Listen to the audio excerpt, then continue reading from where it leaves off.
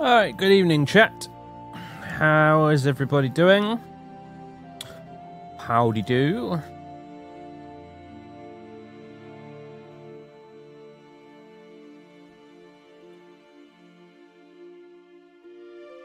I'm fine, thank you, Armchair. I'm just reading the chat right now and scratching my head.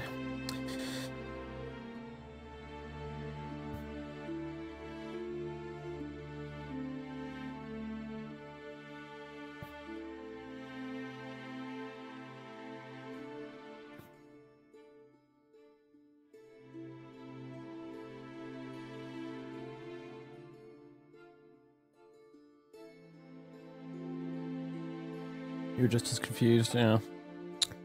Anyway. So, folks. Tonight, we enter Deathtrap Dungeon. Yes. Yes, we do. Is this related to the 1998 PlayStation/PC game with the same name? That game was an adaptation of the book we will be reading tonight. So this is the original book from the 1980s.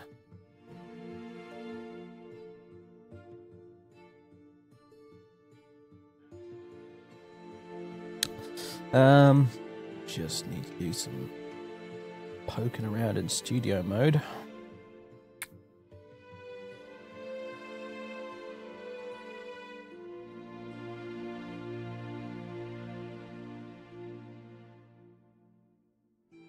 But it is turned on, excellent, right. We're watching you, scum. Achilles nipple.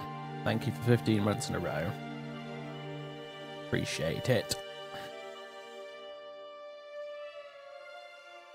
Speaking of Achilles, we're watching you. I very much enjoyed scum. Streaming the new Assassin's Creed on Saturday. That was good fun. I'm looking forward to playing more later this week. And Twisted as well. Thank you for the Twitch Prime sub. Yeah, I'm looking forward to playing more of that. It's actually surprisingly good. I thought it wouldn't be very good, and it turns out it was, so... Hey, there you go. We're watching you, scum. Oh, here comes the spam. Spaghetti Night as well, thank you for the tier 1 sub. And yeah, no, it was good. I'll be streaming that again probably Friday. I don't know. I might swap it to Wednesday. Depends on what I feel like doing. But yeah, I'll probably also be streaming BattleTech and Assassin's Creed Odyssey later this week. So yeah, it was rather good.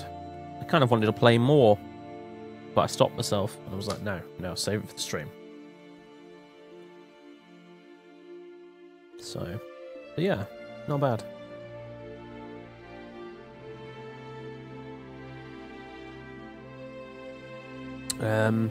What else? I gave Space Hulk Tactics a try, and again, that's not terrible either. It's alright, actually. It's certainly much more polished than most 40k games that come out these days, so it's got that going for it. It's still Space Hulk, so I still have a love-hate relationship with it, but...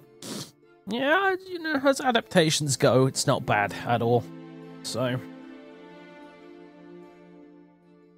it seems a pretty faithful adaptation of the actual board game, so that's something at least.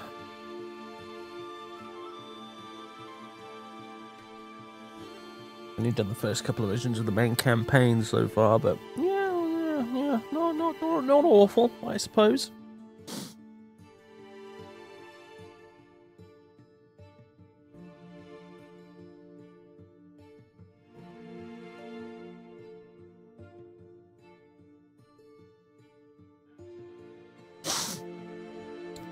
Right. So anyway, got another Oblivion episode I need to set to public actually after the stream's over. Must remember to do that. Must remember. And also build the thumbnail for it too.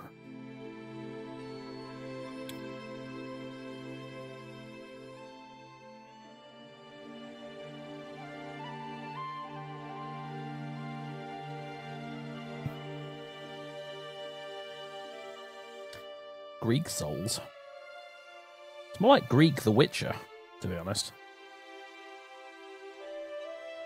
It's like ancient Greek Witcher 3. Because as we know, Ubisoft unfortunately really just does not have an original bone in their body. Figuratively speaking, metaphorically speaking, in fact.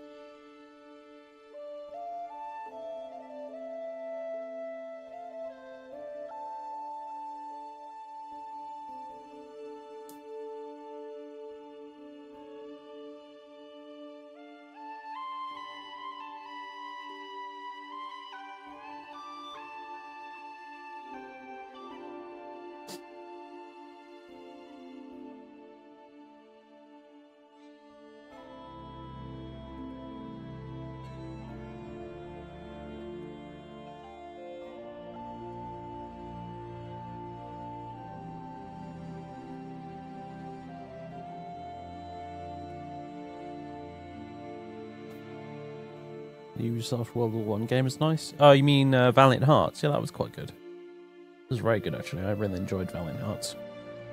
Assuming that's the one you mean.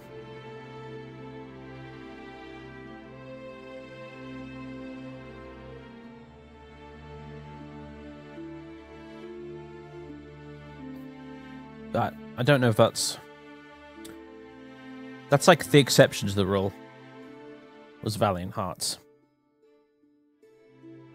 And to tell you the truth, I don't think Ubisoft had really much to do with it beyond actually publishing the damn thing. So, but you know.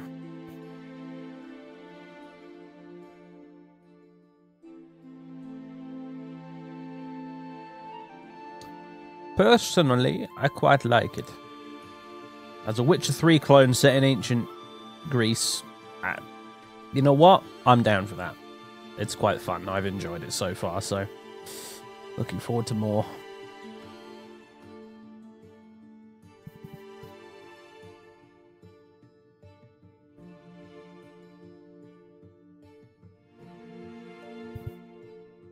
And, you know, I haven't played an Assassin's Creed game since, like, Revelations, so, you know, it took however long it was, a dramatic change of setting to bring me back on board, but hey. Ubisoft Montpellier, yeah.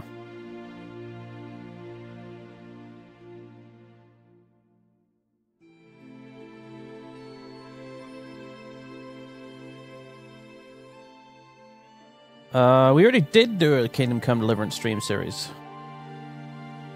I'm sorry you missed it, but we did it when the game came out.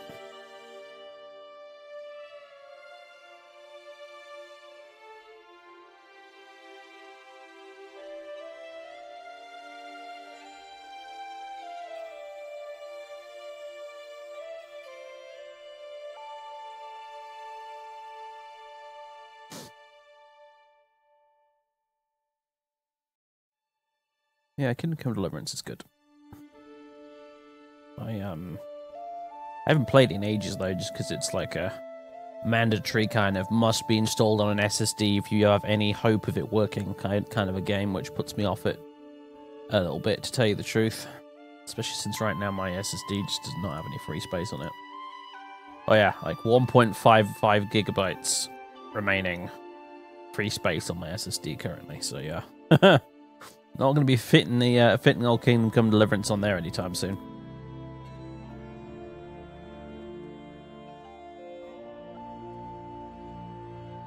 Hello, Zach.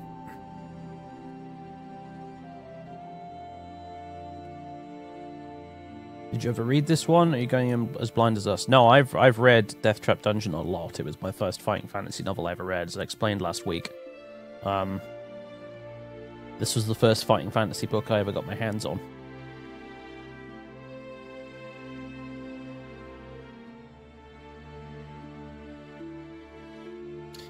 Ah yes, the day Henry learned to levitate. That was an interesting one.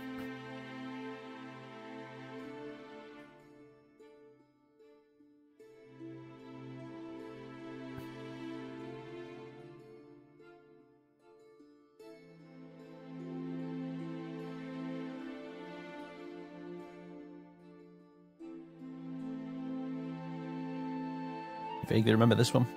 This one is, as I recall, much harder than the Warlock of Firetop Mountain, so I think chat is almost certainly doomed on this one. I will be, like, we're getting into eat my own hat territory if chat somehow manages to complete this, but it should be a laugh.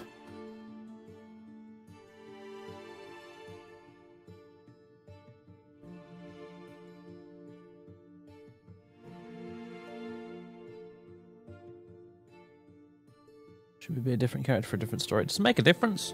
It literally makes no damn difference at all. It's literally just the picture on the character sheet that pops up.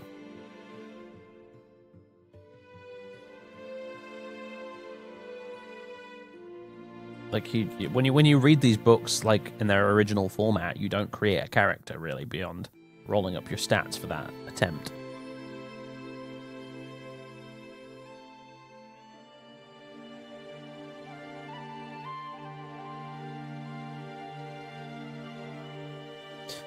See, because Warlock of Firetop Mountain, from what I recall, was essentially a case of getting from start to finish. Killing the dragon and then defeating Zagor. Whereas in Deathtrap Dungeon and quite a few of the other later books, you actually have to collect a number of MacGuffins to actually be able to finish the adventure with, successfully. So if you miss said MacGuffins, you're boned, even if you do make it to the finish.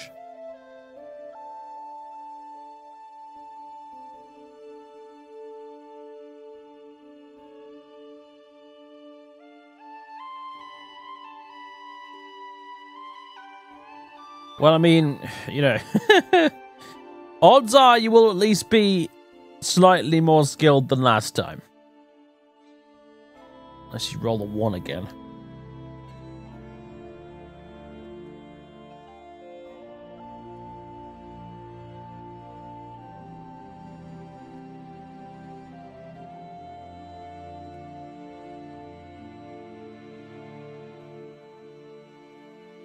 Yes, technically impossible to be any less skilled. But you could very well roll another 1 and be equally as unskilled as last time.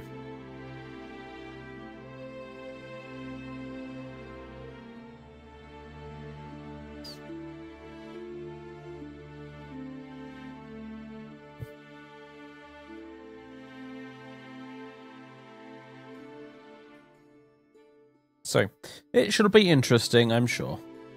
I don't know how long we'll stream for tonight, folks. I'm kind of tired tonight, but we'll make a good effort of it. If we end up dying after an hour and a half, I think I might just call the stream there, but we'll see what happens. So let us go. I think on that note, we kill the lovely Witcher 3 music and get this booted up.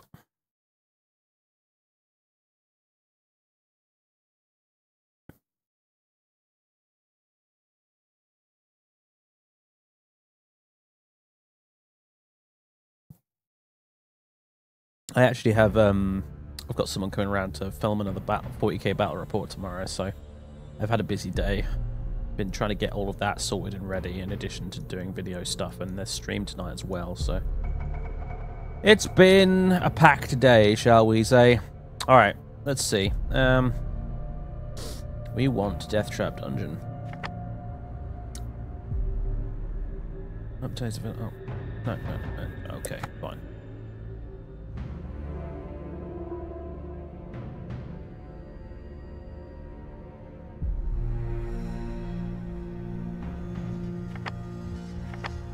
Down in the twisting labyrinth of Fang, unknown horrors await you. Countless adventurers before you have taken up the challenge of the Trial of Champions, but not one has survived. Devised by the devilish mind of Baron Sukhumvit, the labyrinth is riddled with fiendish traps and hideous creatures of darkness to trick and test you almost beyond the limits of endurance. Author Ian Livingston. So, let us begin. I need to get the straw poll at the ready. I actually have better Twitch TV installed today, so I'll be able to see the poll pop up, which is cool. All right, done. Same as last time. Choose your difficulty level, etc., etc. So we'll go with adventure again. You have chosen the adventure difficulty mode. Okay, so let's roll our stamina. That's not very good, but hey, whatever. Sorry, chat. Roll for 5 plus a base of 12 means stamina is 17. Skill is the important one.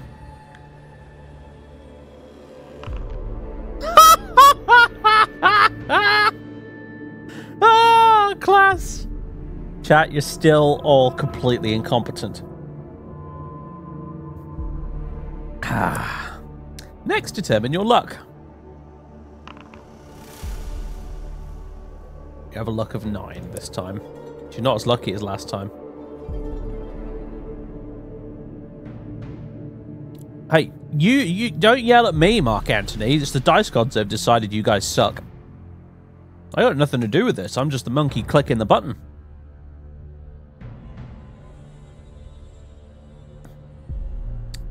Right, now choose a potion. Again, I'll put this up to vote.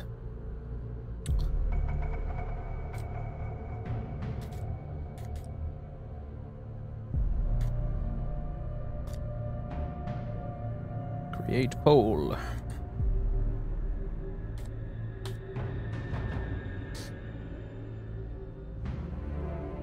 Oh yeah, it comes up with new poll available. Vote now. Haha! That's pretty cool. I can even view the results.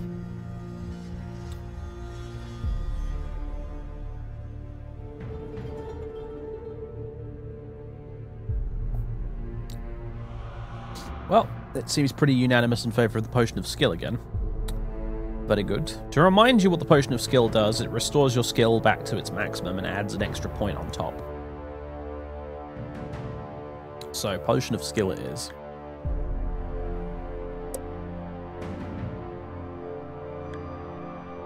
Begin your adventure with a sword, leather armor, and a backpack containing provisions to sustain you during your journey. Rationing your provisions is key to a successful adventure. Blah blah blah blah blah blah. You can consume them at any time outside of combat, and each one restores 4 stamina. Oh, excuse me, I got pickups apparently. Why? Anyway, yeah, okay. Adventurers start with 10. So you've got 10 loads of provisions to try and keep you alive with. Cool. Once you've readied your equipment, you may begin. May the luck of the gods go with you on the adventure ahead. So, let us begin. Can we bring up our... Whoa! Study there. There you go, there's our adventure sheet. We got 17 stamina, 7 skill, 9 luck. 7 skill again. Dice gods actually hate you, chat. So, despite its name, Fang was an ordinary small town in the northern province of Chiang Mai. Situated on the banks of the River Kok. Really? The River Kok. Oh, chat's going to adore that one. It made a convenient stopover for river traders and passengers throughout most of the year. A few barges, rafts, and sometimes even a large sailboat could usually be found moored at Fang. But all that was long ago, before the creation of the Trial of Champions. Now, once a year, the river is crammed with boats as people arrive from hundreds of miles around, hoping to witness the breaking of an ancient tradition in Fang and see a victor in the Trial of Champions. Each year, warriors and heroes come to Fang to face the test of their lives. Survival is unlikely, yet many take the risk, for the prize is great, a purse of 10,000 gold pieces, and the freedom of Chiang Mai forever. Yes, well, I can see why chat decided to get involved. That 10,000 gold pieces probably has something to do with it. However, to become a champion is no easy task. Some years ago, a powerful baron of Fang called Sukhumvit decided to bring attention to his town by creating the ultimate contest. With the help of the townspeople, he constructed a labyrinth deep inside the hillside behind Fang, from which there was only one exit.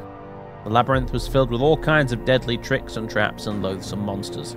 Sukhumvit had designed it in meticulous detail so that anybody hoping to face its challenge would have to use their wits as well as weapon skill. When he was finally satisfied that all was complete, he put his labyrinth to the test. He picked 10 of his finest guards, and fully armed, they marched into the labyrinth. They were never seen again. Bum, bum, bum. The tale of the ill-fated guards soon spread throughout the land, and it was then that Sukhumvit announced the first trial of champions. Messengers and news sheets carried his challenge, 10,000 gold pieces and the freedom of Chiang Mai forever to any person surviving the perils of the labyrinth of Fang. The first year, 17 brave warriors attempted the walk, as it later came to be known. No one reappeared. As the years passed and the trial of champions continued, it attracted more and more challengers and spectators. Fang prospered and would prepare itself months in advance for the spectacle it hosted each year. The town would be decorated, tents erected, dining halls built, musicians, dancers, fire eaters, illusionists, and every sort of entertainer hired. And entries registered from hopeful individuals intent on making the walk. The week leading up to the festival found the people of Fang and its visitors in wild celebration. Everybody sang, drank, danced, and laughed until the day of the trial broke. And the town thronged the gates of the labyrinth to watch the first challenger of the year step forward to face the trial of champions. Having seen one of Sukhumvit's challenge flyers nailed to a tree, you decide that this year you will attempt the walk. For the last 5 years you have been attracted to it, not for the rewards, but for the simple fact that nobody has ever yet emerged victorious from the labyrinth. That's bollocks. Chat was absolutely interested in the reward. You intend to make this the year in which a champion is crowned. Gathering up a few belongings, you set off immediately.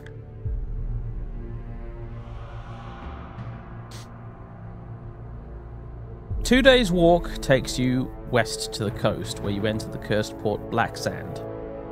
Wasting no time in that city of thieves, which is incidentally another fighting fantasy book called City of Thieves, set in Port Black Sand. We may read it someday. You buy your passage on a small boat sailing north to where the River Cock meets the sea, and from there you raft upriver for 4 days until you finally arrive in Fang.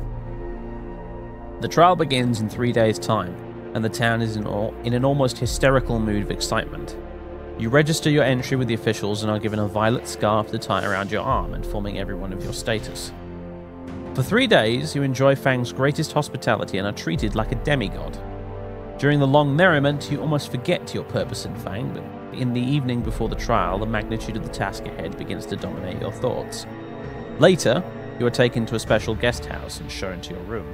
There is a splendid 4-poster bed with satin sheets to help you rest, but there is little time left for sleep. Just before dawn, a trumpet call awakens you from your vivid dreams of flaming pits and giant black spiders. Minutes later, there is a knock on your door, and a man's voice rings out, saying, "The challenge begins soon. Please be ready to leave in 10 minutes. You climb out of bed, walk over to the window and open the shutters. Already, people are thronging the streets, moving quietly through the morning mist. Spectators on their way to the labyrinth, no doubt, hoping to find good vantage points from which to watch the competitors. You turn away and walk over to a wooden table on which your trusty sword lies. You pick it up and cut the air with a mighty sweep, wondering what beasts its sharp edge may soon have to meet. Then, you open the door into the corridor. A small man greets you with a low bow as you emerge from your bedroom. "Please follow me," he says. He turns to his left and walks quietly, or quickly even, towards the stairs at the end of the corridor. Leaving your guest house, he darts down narrow alleyways between houses, and you have to walk quickly to keep up with him. Soon you come to a wide dirt road lined with cheering crowds. When they see your violet scarf, they cheer even louder and start showering you with flowers. The long shadows cast by the people in front of you shrink as the bright yellow sun rises higher in the morning sky. Standing there in front of the noisy and vibrant crowd, you feel strangely alone, aware of your coming ordeal. Suddenly, you feel a tug on your shirt, and you see your small guide eagerly beckoning you to follow him. Ahead, you see the looming hillside and the dark mouth of a tunnel disappearing into its inner depths. As you get closer, you notice 2 great stone pillars on either side of the tunnel entrance. The pillars are covered with ornate carvings, writhing serpents, demons, deities, each seeming to scream a silent warning to those who would pass beyond them. You see Baron Sukhumvit himself standing by the entrance, waiting to greet the contenders in the Trial of Champions. You count 5 others standing proudly in line, their violet scarves displayed for all to see. There are 2 bare-chested barbarians dressed in furs. They stand completely motionless, legs straight and slightly apart, arms thrust forward to rest on the hilts of their long, double-headed axes. A sleek elven woman with golden hair and feline green eyes is adjusting the cross-belt of daggers wrapped around her leather tunic. Of the remaining 2 men, one is covered from head to foot in iron plate armor with a plumed helmet and a crested shield. The other is cloaked in black robes, only his dark eyes showing between the swaths of his black face scarves. Long knives, a wire garrote, and other silent death weapons hang from his belt. The 5 contenders acknowledge your arrival with almost imperceptible nods of the head, and you turn to face the exultant crowd for the last time.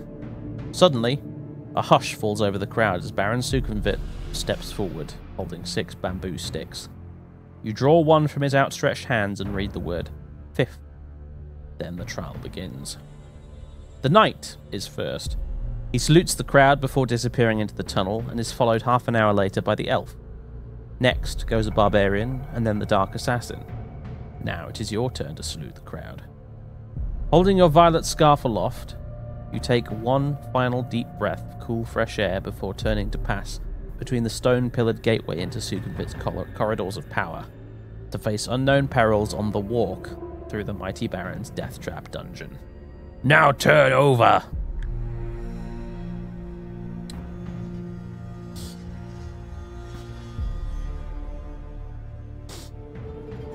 Three fighters, 1 ranger, and a sorcerer. Nah, definitely a ninja of some sort. Rogue, I suppose, if we're going with default vanilla D&D classes. He didn't have an animal companion, so it's definitely not a ranger.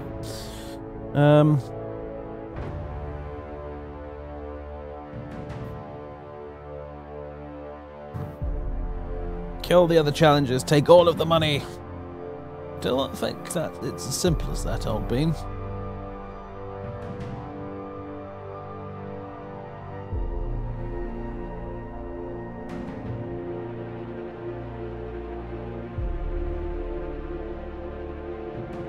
Right.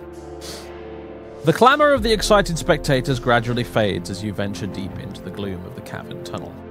Large crystals hang from the tunnel roof at 20-metre intervals, radiating a soft light, just enough for you to see your way. As your eyes gradually become accustomed to the near darkness, you begin to see movement all around. Spiders and beetles crawling up and down the chiselled walls disappear quickly into cracks and crevices as they sense your approach. Rats and mice scurry along the floor ahead of you. Droplets of water drip into small pools with an eerie plopping sound which echoes down the tunnel. The air is cold, moist, and dank. After walking slowly along the tunnel for about 5 minutes, you arrive at a stone table standing against the wall to your left. On it, there are 6 boxes, one of which has your name painted on its lid. If you wish to open the box, turn to 270. If you prefer to continue walking north, turn to 66. So, our first vote.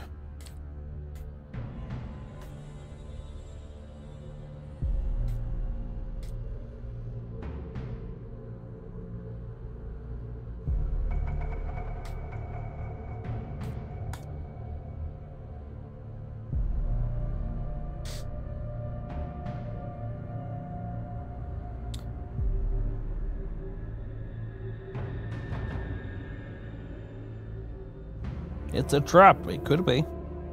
It could be the first trap of many, could it not? The Baron is, devious, so...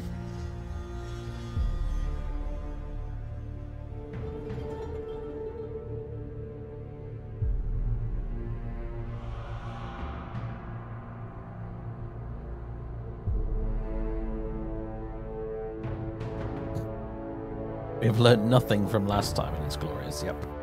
The hive mind is, well, it's like a goldfish, you know, it has a memory of about the last 3 seconds. It never learns, ever. As hive minds go, it's like the town drunk of hive minds.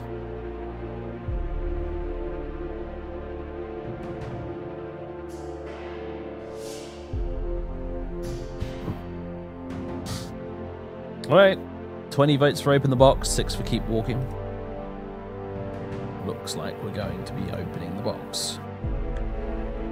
The lid of the box lifts off easily. Inside, you find 2 gold pieces and a note written on a small piece of parchment addressed to you.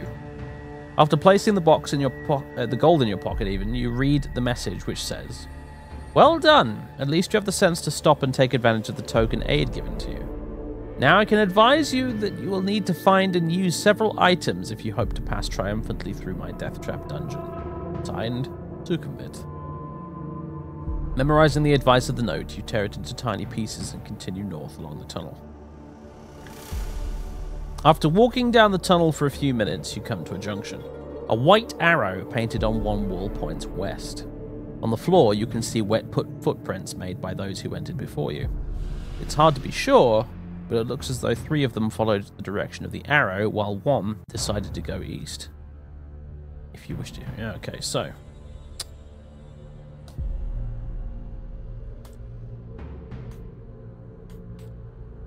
Go west, follow the arrow, go east. I spell arrow without a W, but fuck it. Not sure what happened there. My keyboard might be dying on me.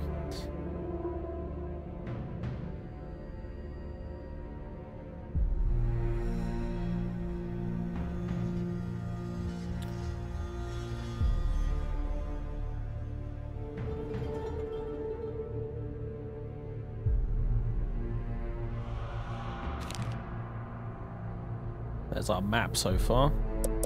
About as rubbish as the last one, although, as you can see by the size of it, dear lord is it huge compared to the Warlock of Firetop Mountain. It is massive.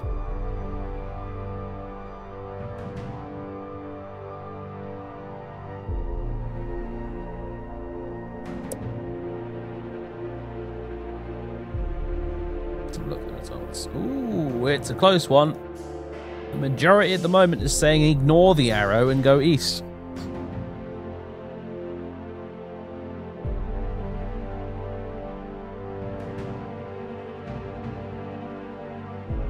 I remind you as well that the majority of the footprints, I mean, you can see it on your screen right now, but the majority of the footprints followed the arrow. 1 set of footprints went east.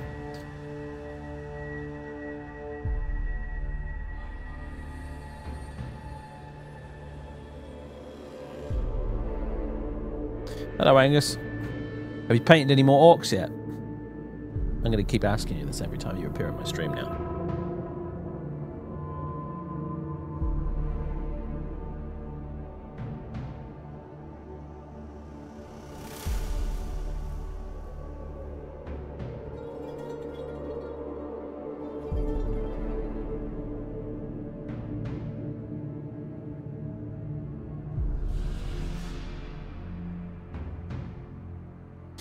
Well, 16 votes for east, 12 for west. I guess you guys are ignoring the arrow and you're going east. Ahead, you can see a large obstruction on the tunnel floor, although it's too dark to make out exactly what it is. The wet footprints you have been following carry on towards the obstruction. If you want to continue east, go to 56. If you'd rather turn back to the junction and head west, go to 293. It's giving you the option to turn back.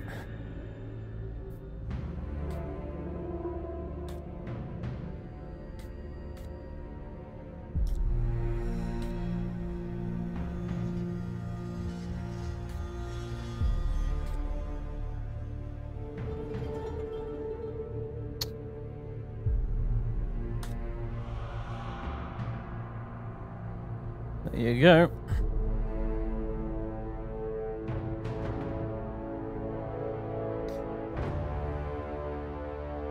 Oh, it's close again.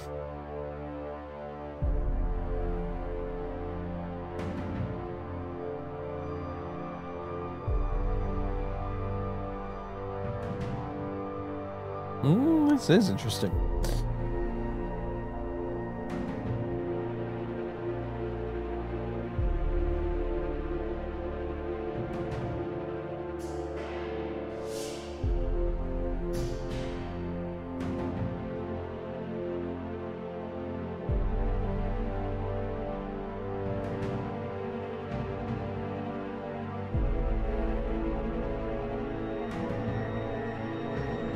Why are you fools? Okay, now the majority have finally voted for keep going east. Right, it was pretty neck and neck there for a while, but okay, we're going east. You see that the obstruction is a large brown boulder-like object. You touch it with your hand and are surprised to find that it is soft and spongy. If you wish to try and climb over it, turn it to 373. If you wish to slice it open with your sword, turn to 215. Okay. You can see as well, by the way, that they've really, like, they're already on book 6. They've come quite a way since, you know, Warlock of High Top Mountain, which was literally just, do you want to go east or west? All right. Do you want to go north or south? All right. Do you want to go east or west? Just repeatedly, junctions and passageways. It's a bit more interesting this time around. So...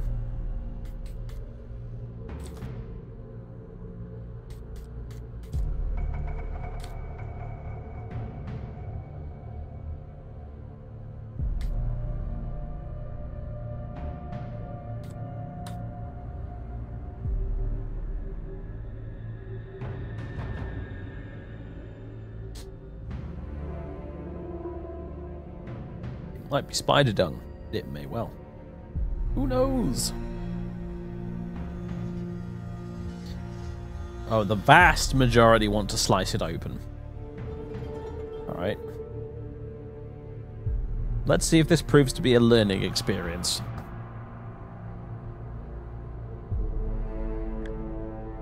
Your sword easily pierces the thin outer casing of the giant spore ball. A thick brown cloud of spores bursts out of the ball and envelops you. Some of the spores stick to your skin and start to itch terribly, great lumps coming up on your face and arms, and your skin feels as if it is on fire. You lose 2 stamina points. Frantically scratching your itching lumps, you step over the now deflated spore ball and head east. Yes. What did I tell you? Learning experience. Chat, you dumbasses. Why would you slice open the big spongy ball of potential death? You imbeciles! You deserve to have a skill score of 7. You don't have maxed out luck this time to bail you out of it either, so... Because loot. This is not a video game! It's not the way it works! Smash thing, get loot does not work here.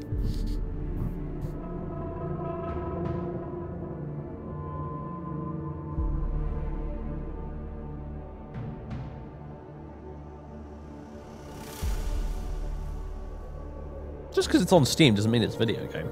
I hasten to point out. Steam has loads of stuff on there that's not video games.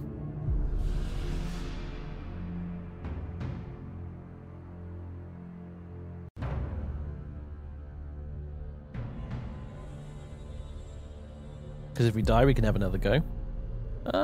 I did already say that you don't get another go if you die.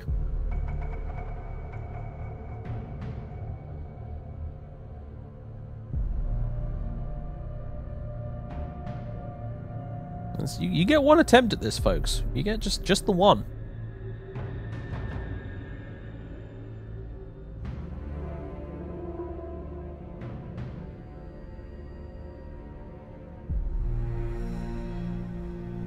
Alright. Turn to 13. The tunnel makes a sudden turn to the left and heads north for as far as you can see. The footprints you are following start to peter out as the tunnel becomes gradually drier. Soon, you are beyond the dripping roof and the pools on the floor. You notice the air becoming hotter and you find yourself panting even though you are walking quite slowly. In a small recess on the left-hand wall, you see a section of bamboo standing on its end. Lifting it down, you see it is filled with a clear liquid. Your throat is painfully dry and you feel a little dizzy from the heat in the tunnel. If you wish to drink the liquid, turn to 147. If you do not want to risk drinking the liquid and would rather continue north, turn to 182. Okay.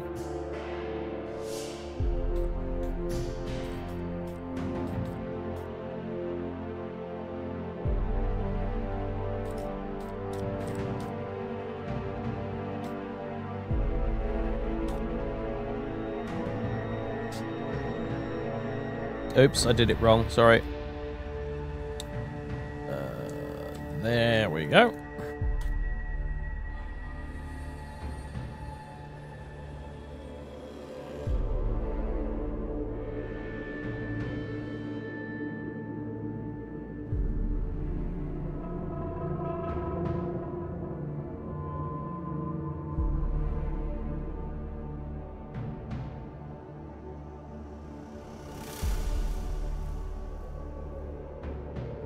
Book's title wasn't kidding about this place, yeah.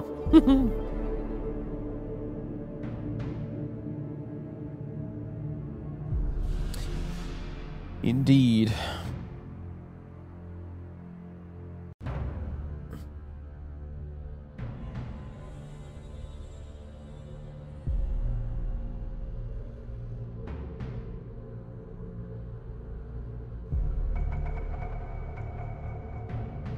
The record show that I voted for ignoring the liquid and moving on.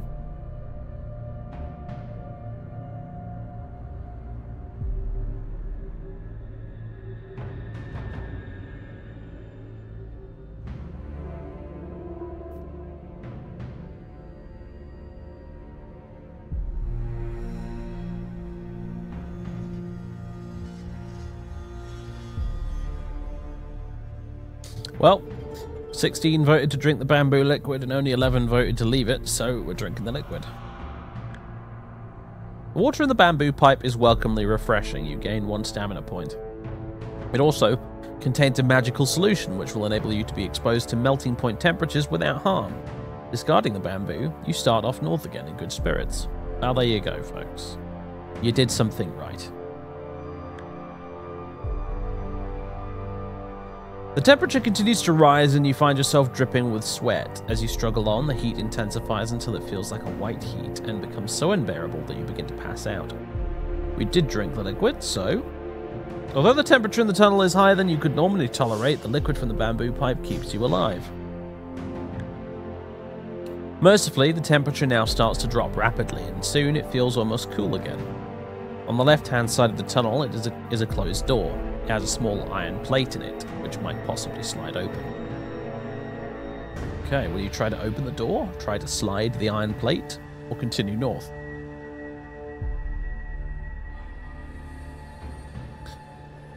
That is the question.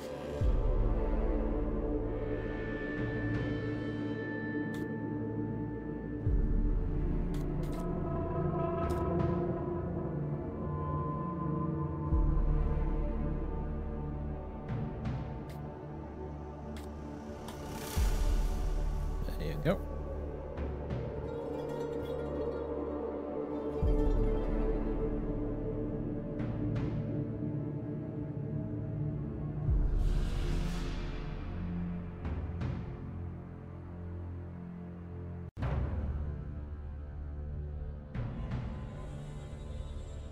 You're getting mixed messages from this book, huh?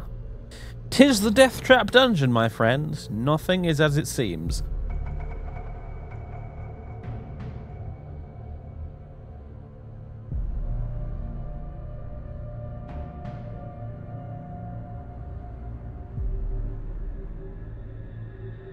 As that word learn again.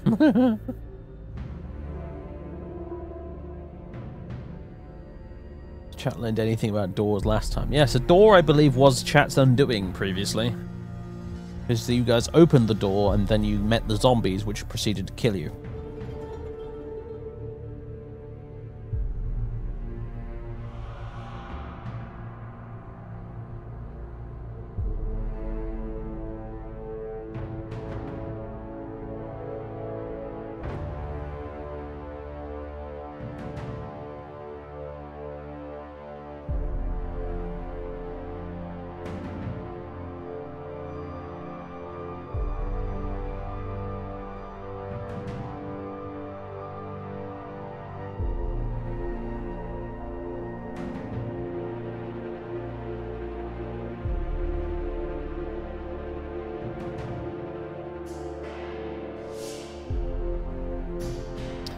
Oh yeah, admittedly, he did try to talk to a bunch of zombies. That didn't do you any favors.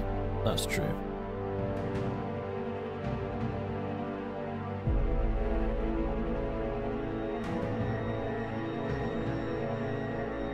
Well, the vast majority of voted to slide open the plate, so... The small plate slides open easily, and you find yourself peering into a room with a deep pit in the floor behind the door. On the opposite wall, there are two iron hooks, on one of which hangs a coil of rope. If you wish to open the door, jump over the pit and take the rope, turn to 208. If you would rather continue north along the tunnel, turn to 326. Well, I'm pretty sure I know what's going to happen here, but we'll put it to the vote anyway.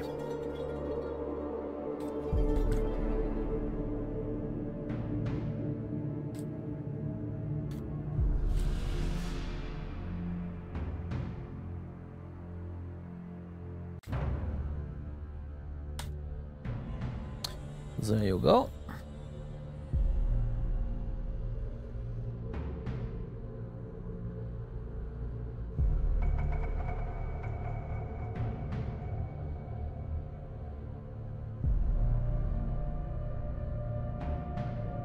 Get the rope and hang ourselves.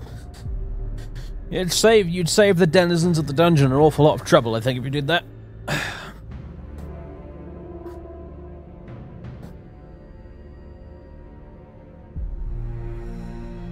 Yes, it does rather look like you're going to jump, since jump is winning by 8 votes. Democracy in action, folks. Not always the best option.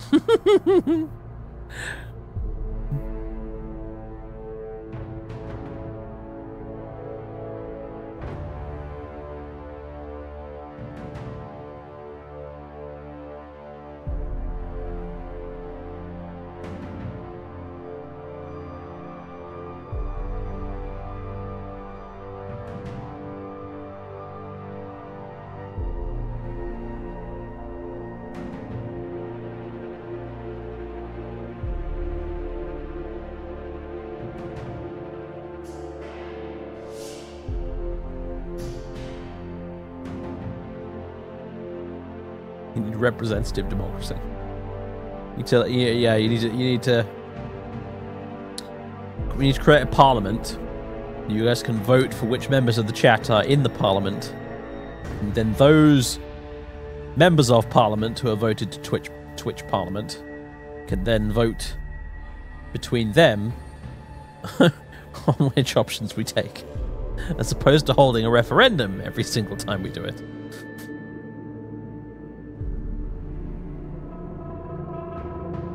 I mean, your odds of survival might increase by like 2%.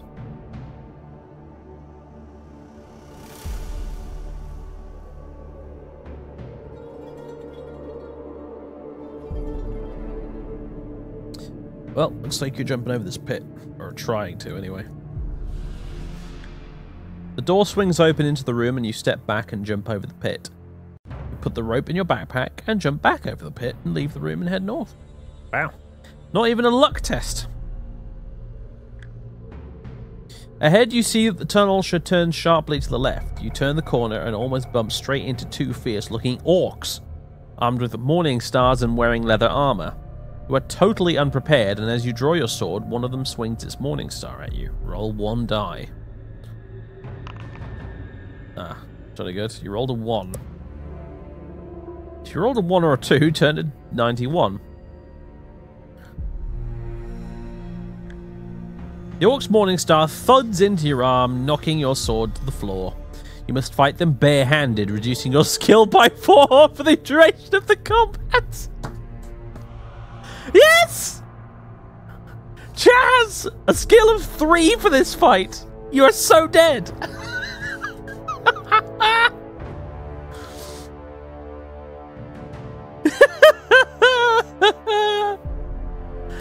Oh boy, are you screwed right now?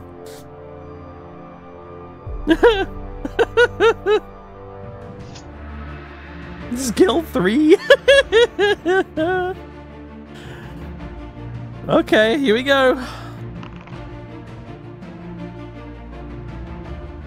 Yep.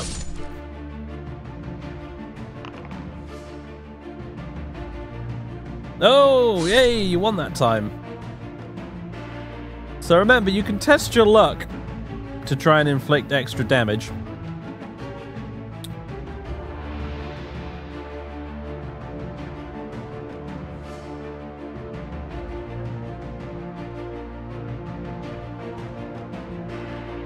You guys want to test your luck? Yep. Unfortunately, unlucky. Your hit was just a graze. Do 1 less damage. And you lose a luck point. So, yeah, you made it worse.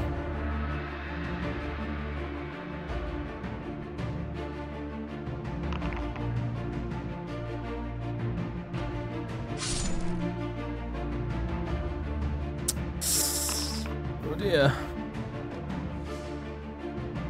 Oh dear, oh dear.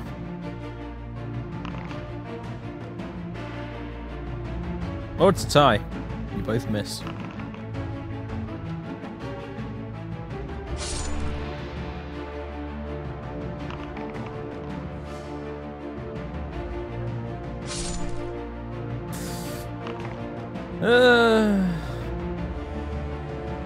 That's a tie again. And again.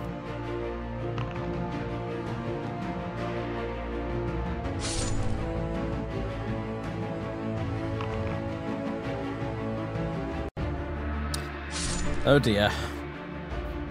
Well, it was nice knowing you, chap.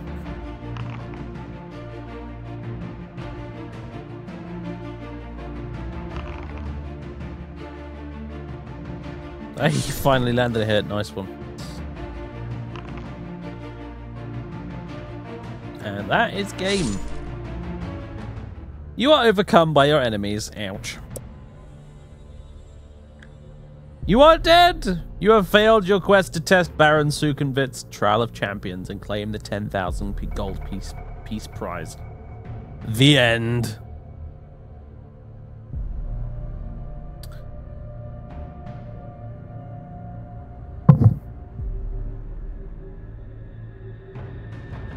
Well, so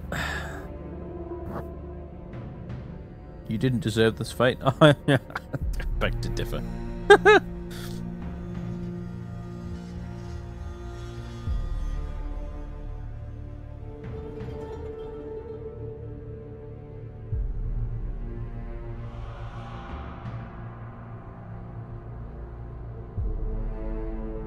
We're watching you. Yes, the Dice Gods really hated you on this one, that's for sure. Store, 20 months. Hello, everyone. Hello, Store. Thank you for the resub. No fair, we should have won.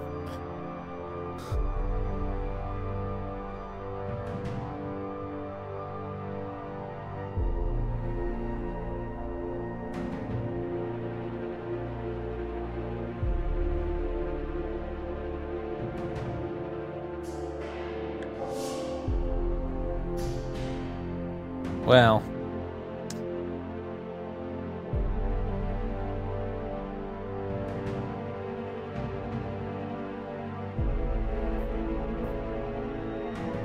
I will give you guys one more attempt. But if you fuck it up again, that's it.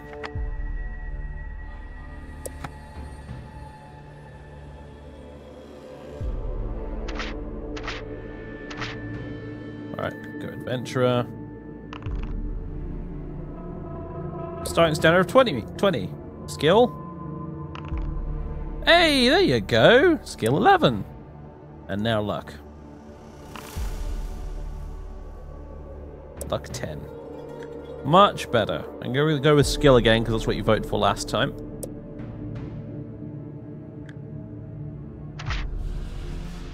Jolly good. Alright.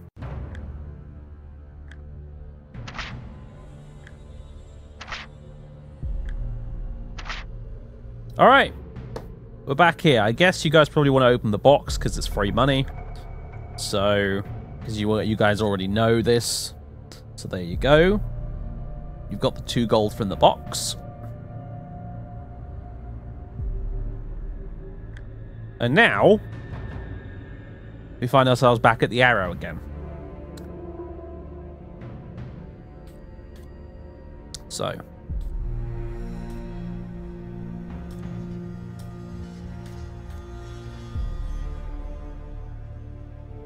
Create poll. Now, folks, you have a choice. Retrace your steps from last time or plunge into the unknown.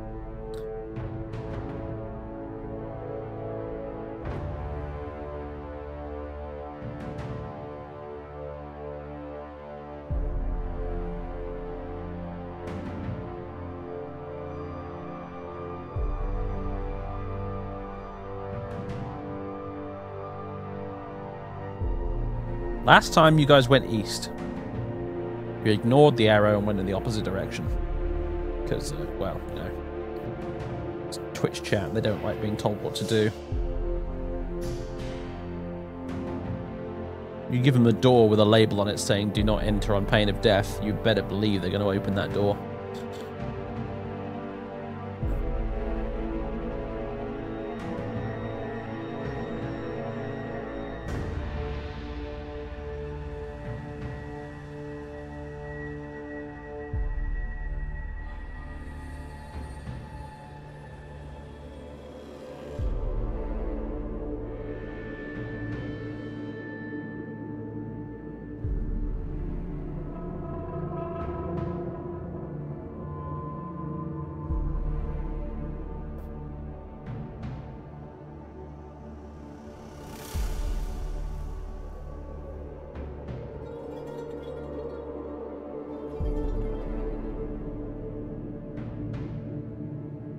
Only way we can save a life, close the book. Alright, the majority this time voted west. So. Following the 3 sets of wet footprints along the west passage of the tunnel, you soon arrive at a junction. If you wish to continue west, following the 2 sets of footprints, turn to 137. If you wish to head north, following the 3rd set of footprints, go to 387. So.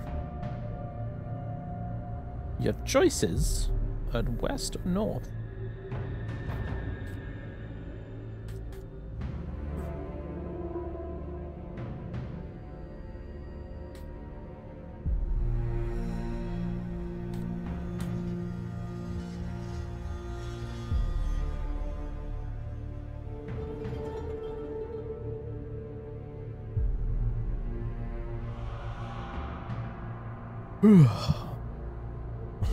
Did that not post in the chat for some reason?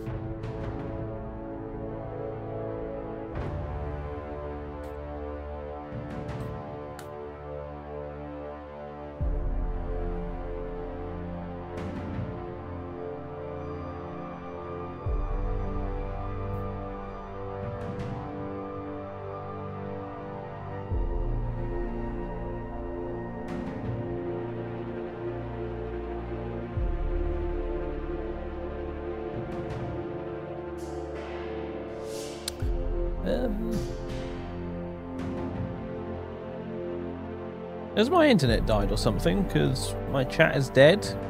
No one's voted on the poll I posted.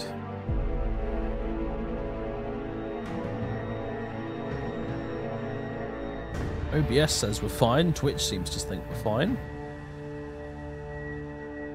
I am confused. Has Twitch broken something? Let's have a look.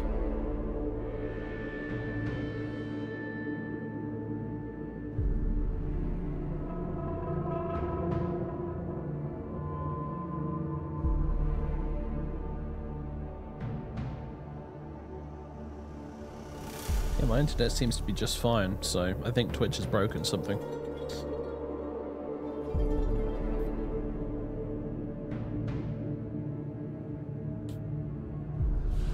Refresh my chat thing. Do.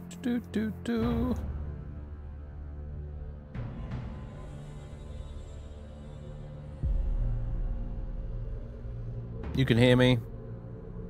I haven't seen a poll since the arrow though. Yeah, okay. Yeah, I think so. Basically, Twitch chat is dead. Someone behind the scenes has pulled a wire out and broken it. So, okay, well, luckily we have a backup for that, which is backup stream chat on the Discord. So I'll be reading that until Twitch fixes its shit. So...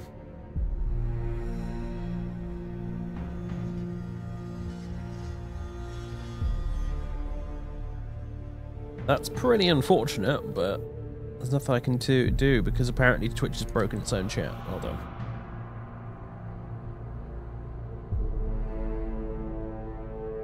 I'll go on Twitter and have a look. Twitch support.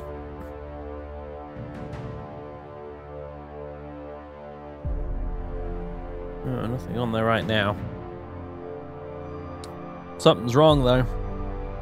Alright, so if you're watching this and you're not already on the Discord, there should be an invite link below the stream in the info section. You can go onto the Discord, and we have a channel on there labeled Backup Stream Chat, where you can type in there, and yeah. I'm gonna have to post the poll in there until something gets fixed.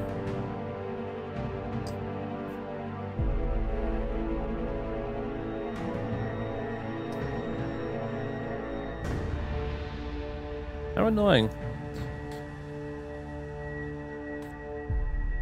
You made the mistake of refreshing an AO video. Well, you can't hear me if that's the case then.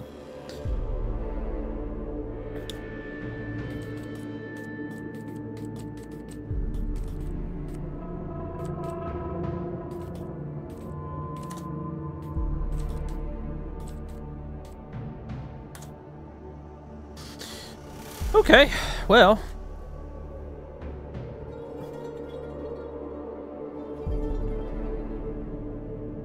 I think this is Twitch's way of saying, no, you may not respawn and try Deathtrap Dungeon again. How dare you? You wanna try again? You wanna skip the permadeath? Oh no. No, we'll just break the whole of Twitch to prevent you.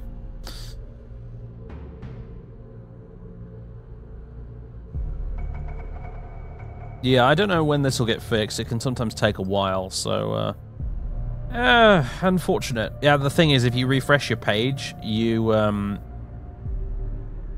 probably lose the stream as well. It does. This does happen from time to time, but I remember it happening before, like last year. Or if you were already watching a stream, then you could continue watching. But if you tried to load up a new stream or refresh the page, you wouldn't be able to access it. It was very strange. Although, admittedly, at least at that time, the chat was still working. This time they've broken the chat as well, so...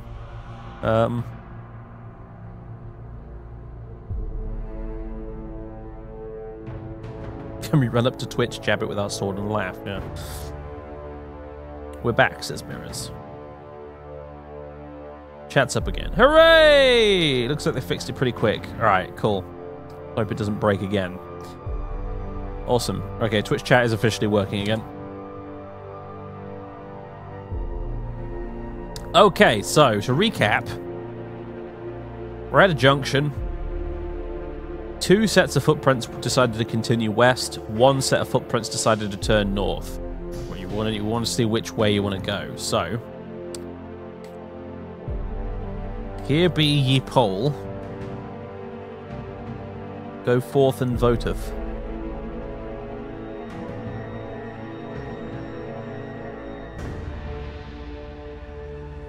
Fixed it with your tape. Yeah.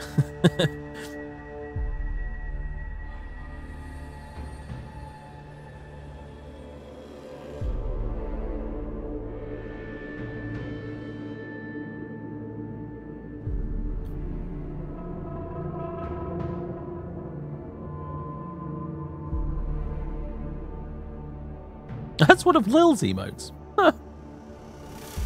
Why does Lil have a sellotape emote?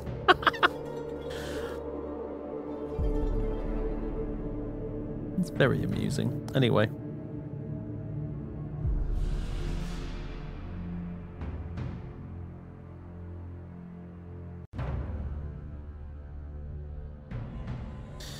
Oh, it's 11 votes north, 9 votes west. Oh, 10 votes west. Neck and neck, folks.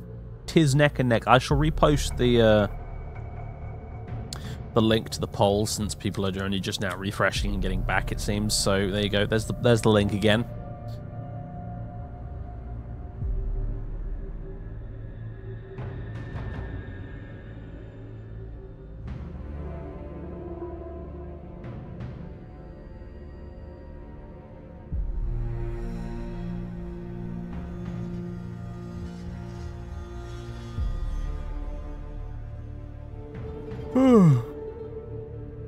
Oh, it's a dead tie. 12 votes for each. Oh, 13 for North. 13 votes each again. It's a close one.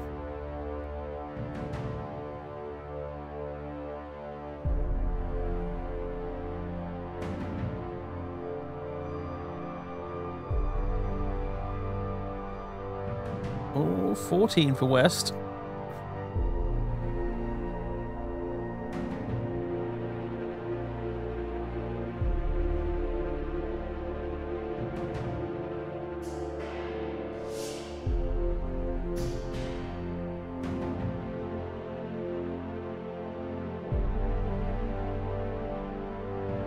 %52 for West, 48% for North. If this was the EU referendum, we'd be going West. You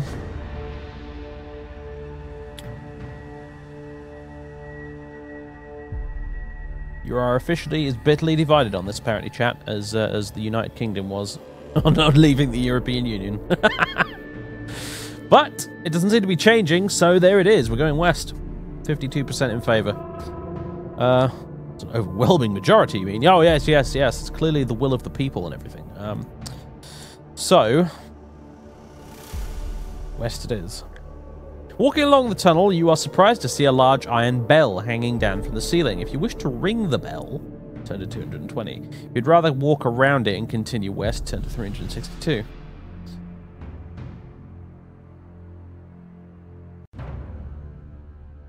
Okay. Ring the bell. Walk around it. Them's your choices.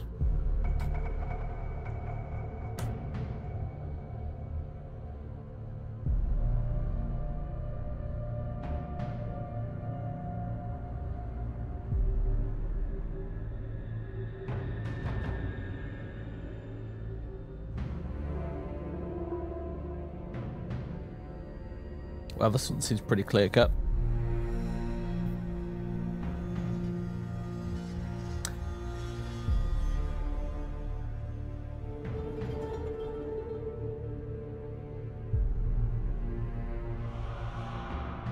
Yep, 15 votes in favour of ringing the bell, 5 votes say we'll walk around it.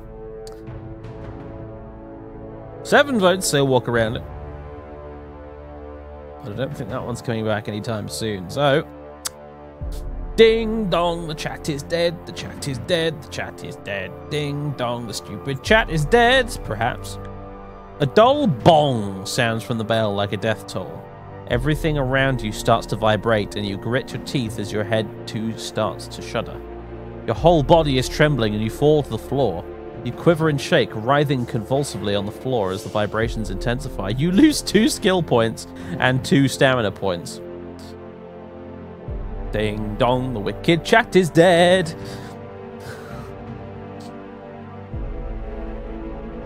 So, does this mean... Yeah, your skill's down to 9 now. GG.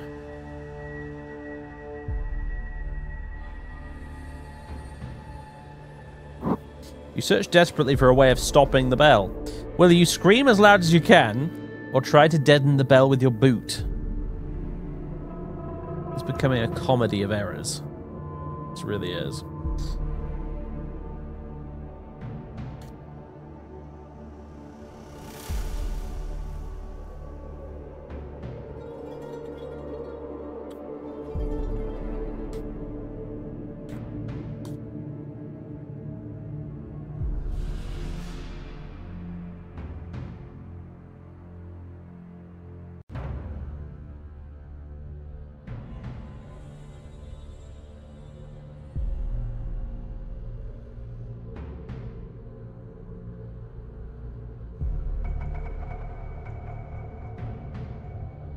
Bring the anti-bell. Bribe the bell with the 2 coins. Seduce the bell.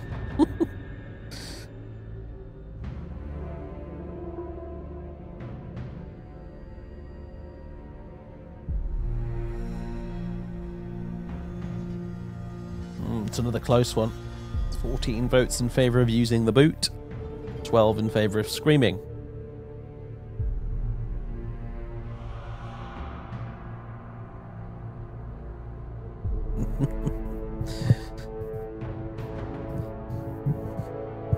Feels what, like, on a serious note, it's probably what if I was a DM and I had to deal with a problem bard player who insisted on seducing everything, I would just chuck him in a dungeon full of inanimate objects that try to kill him.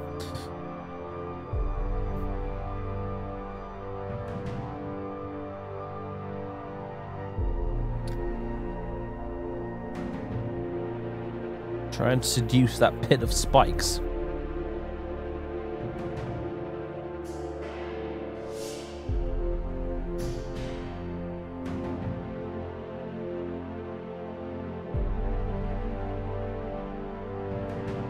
Chaotic horny players might actually be the worst kind of D&D player, I'm just saying. I'll take lawful stupid or neutral edgy over chaotic horny any day. Preferably lawful stupid.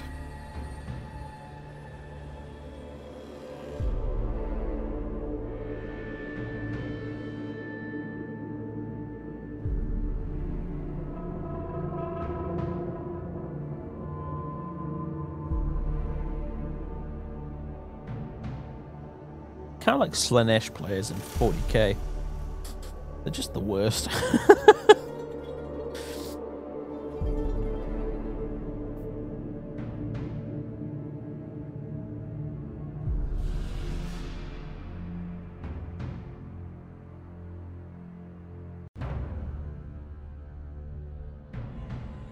Can you be lawful horny? No, you can't.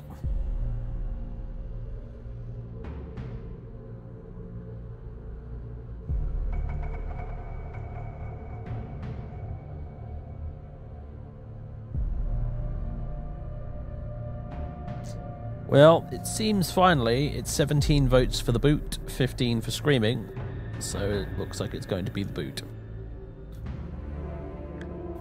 You pull your boot off your foot and force yourself to reach up and hold it against the bell. Slowly, the bell stops vibrating and the pain in your body gradually eases. You manage to stand up, but you do not release your boot from the bell until it becomes completely still. You put your boot back on your foot and then continue your journey west. The tunnel veers sharply to the right and continues north for as far as you can see. You hear a tremendous commotion in the distance, growling and snarling and howling. You draw your sword and set off in the direction of the noise. And yes, that is a one-eyed bat.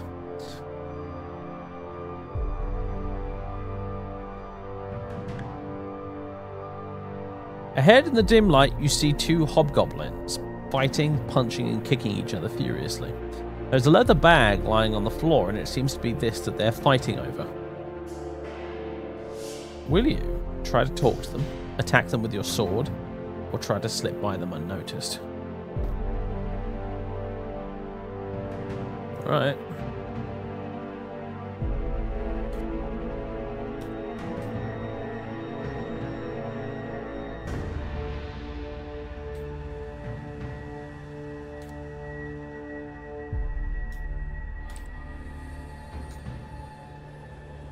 Pole incoming!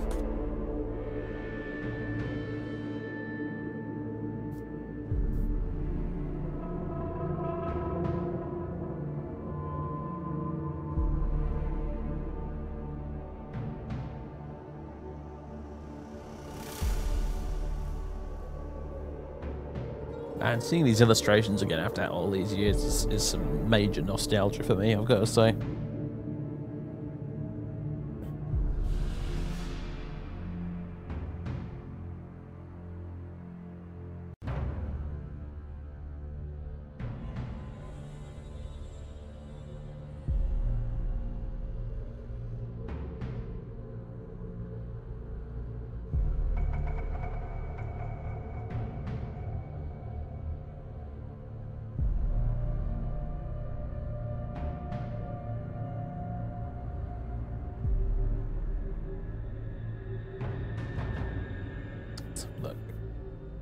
16 votes for sneak past.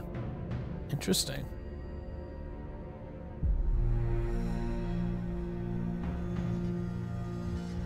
Not curious about what's in the bag then.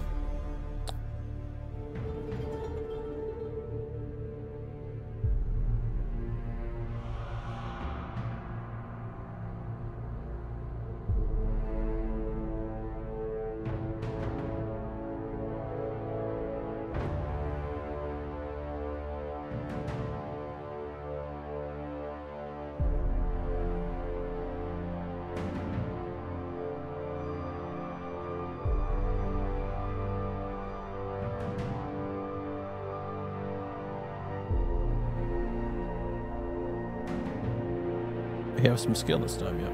You had 11 skill, but now you have 9, which is still significantly better than before, but hey.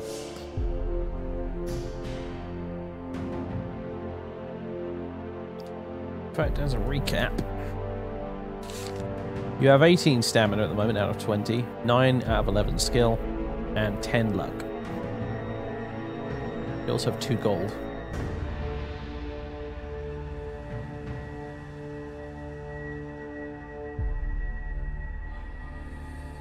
What? No. I was accidental, sorry. Do you want? I mean, you can drink the skill potion if you want.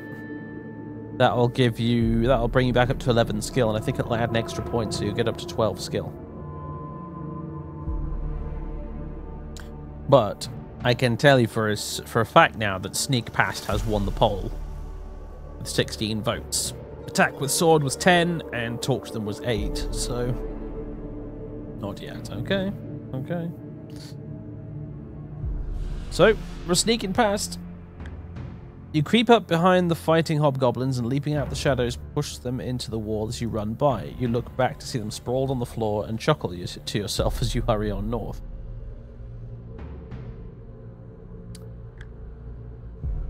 Nine is still indeed more than you've ever had, yeah. The tunnel soon takes another sharp right turn. Following it east, you arrive at a strange obstruction. A line of 12 wooden poles across the tunnel.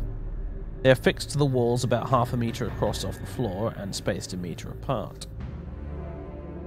If you wish to step between the poles, turn to 58. If you wish to walk across the top of the poles, turn to 223.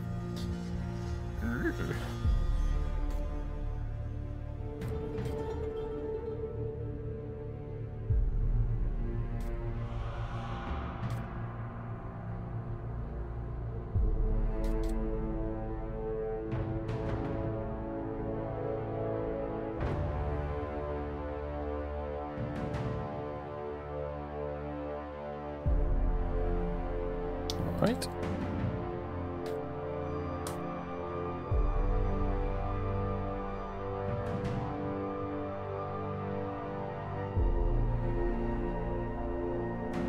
Why doesn't the text address the flying monstrosity on the other page? Because that's just one of the random little mini illustrations that in the book they stuck between the written entries, like the skulls and the swords and things like that.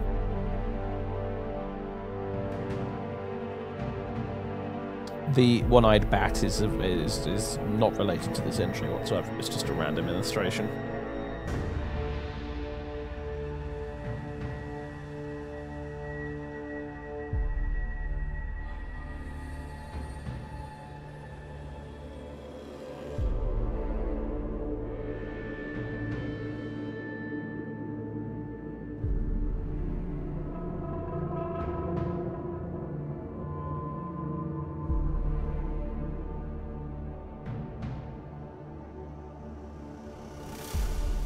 Ah, but good sir, I know what the final boss is. I've played this before.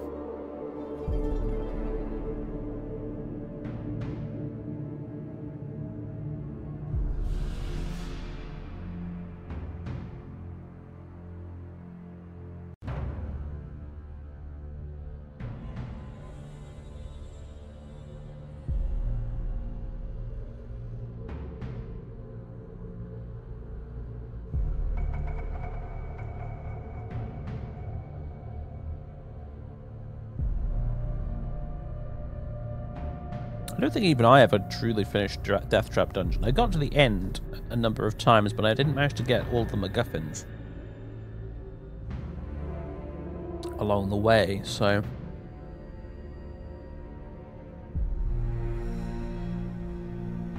Deathtrap Dungeon's a hard one. It's very hard. As you guys have already demonstrated by dying pitifully to a pair of orcs.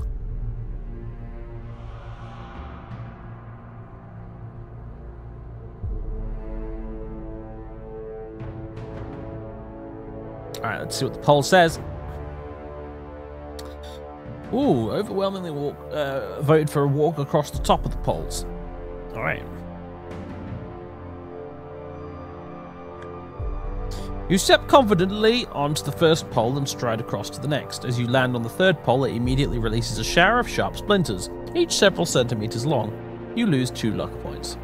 They fly out in all directions at great speed, and you cannot avoid being hit. Roll 2 dice to determine the number of splinters that sink into your flesh. You lose 1 stamina point for each splinter. Well done, chat. Well done.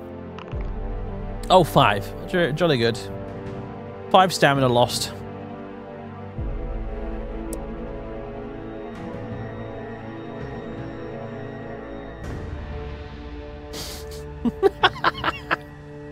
You guys make, like, all of the wrong decisions. It's amazing.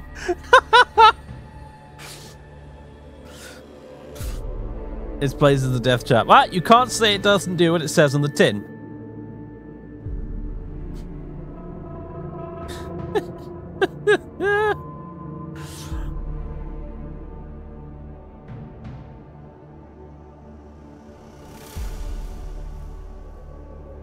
Om-noms to make the AoE go away. I do think that would be wise. Ah, you've got 17 stamina now, out of 20.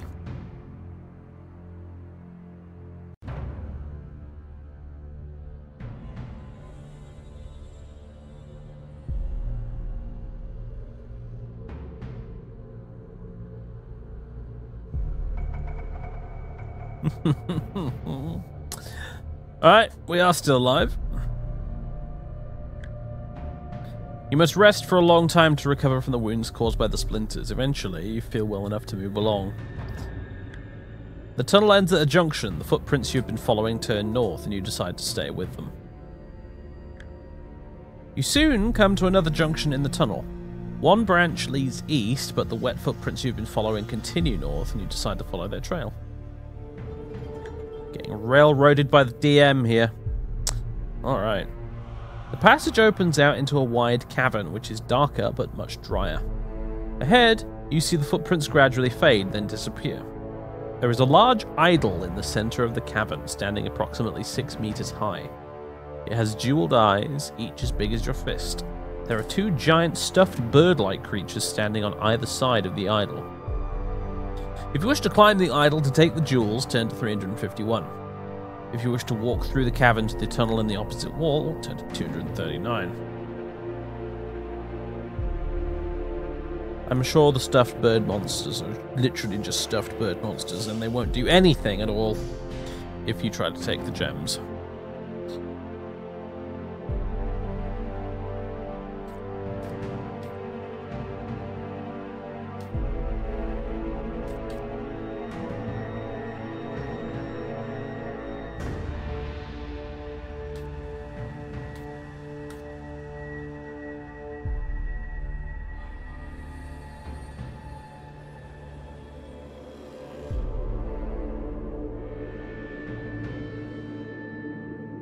I am not that stupid, says Cattell.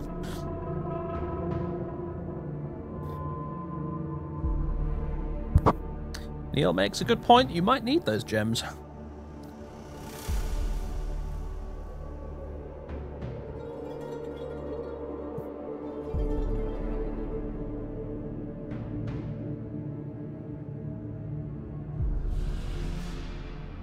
Those gems are not a trap, I'm sure of it.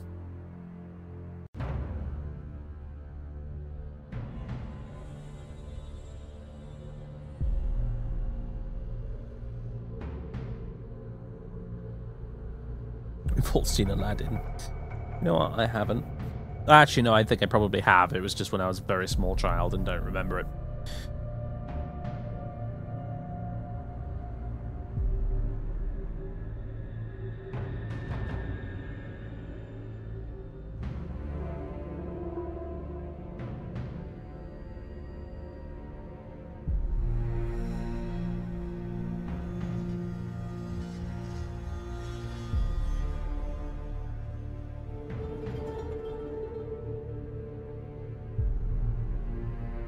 Well, 18 of you voted to move past, 11 voted to climb the idol and take the jewels, so chat has decided it ain't worth it. Not much farther down the tunnel, you come across to a closed door on your left. Putting your ear to the door, you listen intently but hear nothing. Push to open the door. Yeah, okay. I will. This is pretty much a formality, but okay.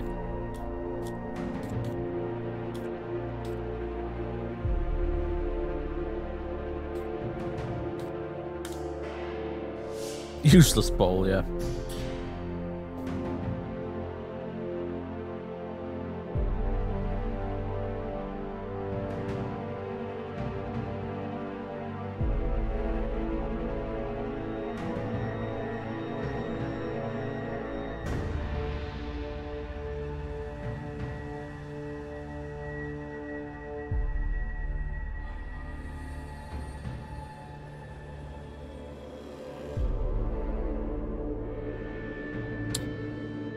I did tell you at the start that you do need to collect items to be victorious in the Trial of Champions. There are items within the Deathtrap Dungeon that you need to acquire. It does say that in the intro. That's not me spoiling it or giving you tips or anything there. That's just what it actually says in the intro. So you just need to balance your curiosity with your foolhardiness, and that is something I appreciate. It's very difficult for chat to do.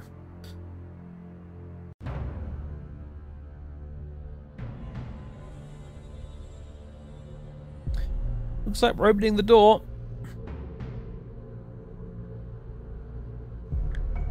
You enter a room which is small and completely empty. As soon as you're inside, the door slams shut behind you. Suddenly, a voice booms out of nowhere, shouting, "Welcome to Deathtrap Dungeon, the ingenious killer labyrinth of my master. Adventurer, I trust you will pay your respects to my master by shouting his name.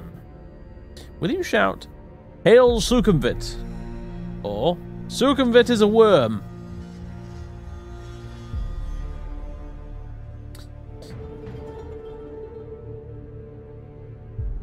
Okay.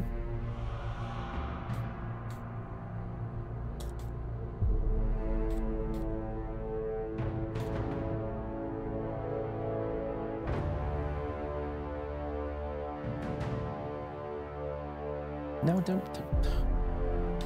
Still need to collect them on my bookmarks.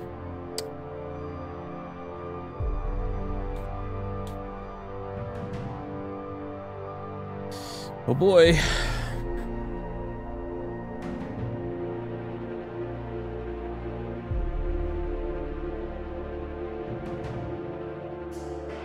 Will you A, live, or B, die? Make your choice, adventurer. Yes.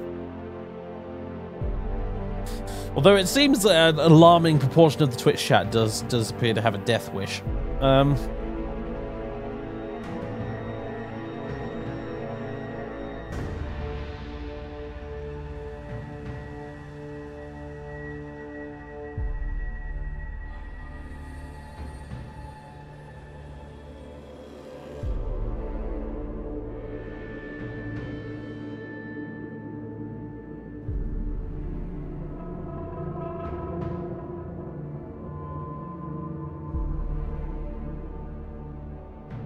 Closer than you expected.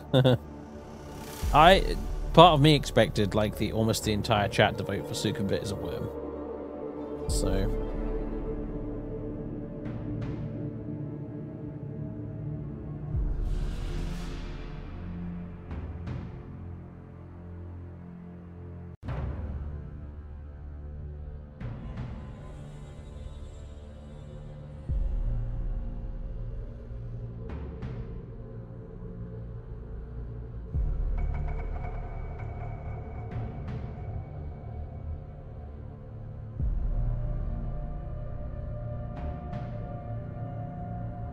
problem with these games. It's like 80% luck. Well, luck is obviously an element. It is, there are dice involved in the game, to be fair. But on the other hand, the chat has made some questionable decisions, shall we say?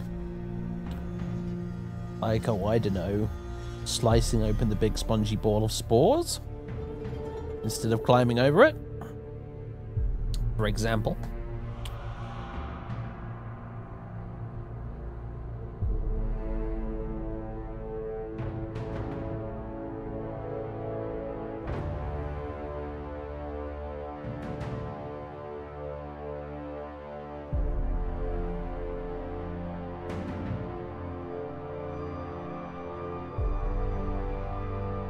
Yeah, I mean, the sorcery games that you can get on Steam and on iOS,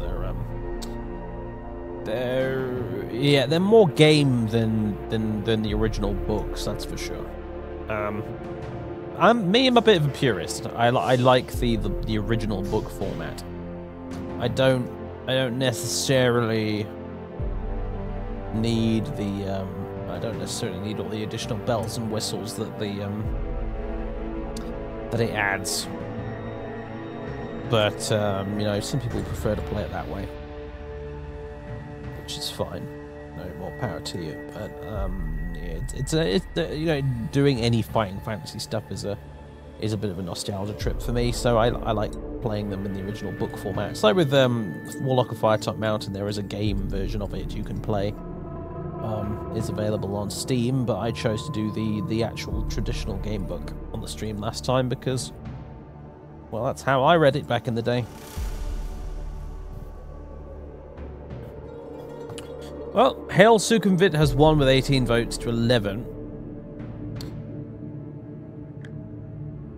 Once again, the mysterious voice calls out, only this time its tone is full of contempt and derision. So, we have a snivelling weed in our midst, do we? Sneers the voice. My master has a special gift for you, loathsome creep. Suddenly, water starts pouring into the room through a hole in the ceiling. It soon rises above your ankles, and there is no apparent way of escape. You wade back to the door. It is firmly locked, but in desperation, you try ramming it with your shoulder.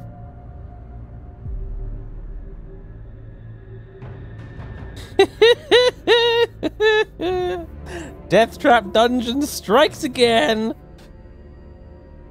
To be fair, if memory serves, both options have a negative outcome. But I am not 100% sure. It's been about it's been like 20 years since I last read this book, so. But I think both options have a negative outcome. So.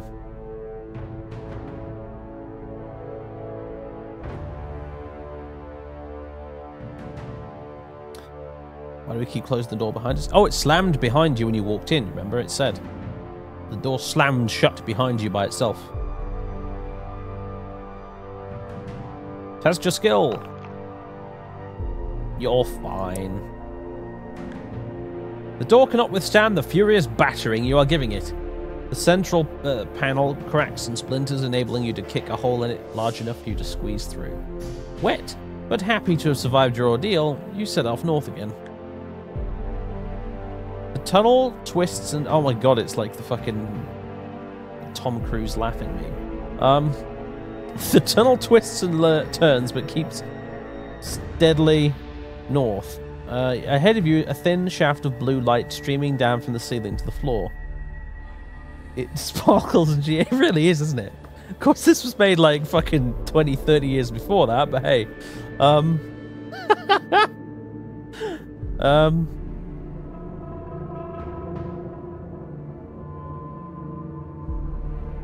Nightmare. This is a artist's depiction of Twitch chat, pretty much, really. That's what that is right there. An artist's rendition of the chat.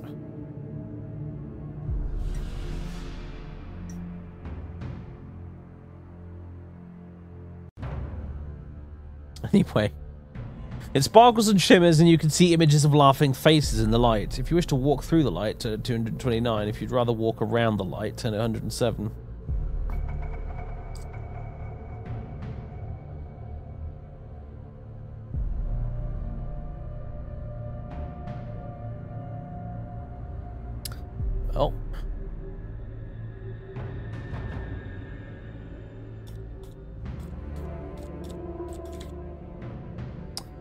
Create poll.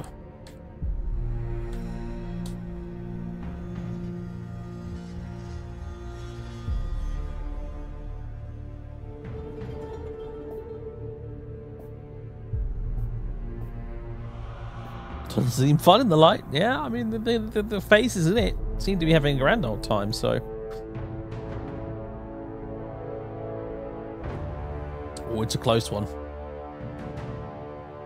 It's very close. In fact, it's a tie right now.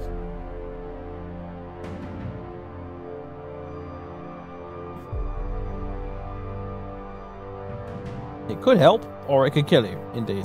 Like pretty much everything in Deathtrap Dungeon, really. It could help you, or it could horribly murder you.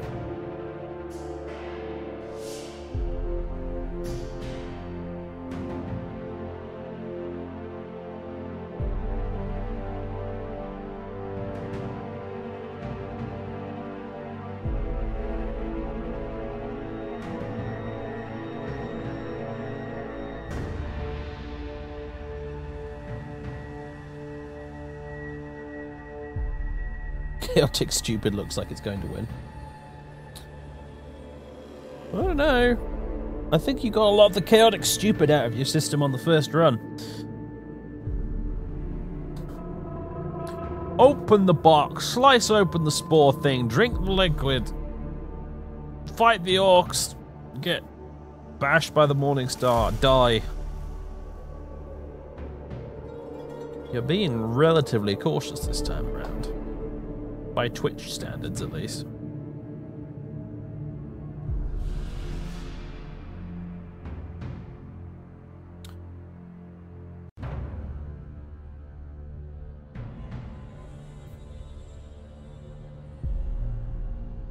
Well, once again, we're in Brexit mode. 52% in favour of going around it, so I guess we're going around it. You come to an arched doorway set in the right-hand wall of the tunnel. The heavy stone door is closed, but there is an iron latch and a round handle. You wish to try the door, turn to 168. If instead you wish to continue along the tunnel, turn to 267.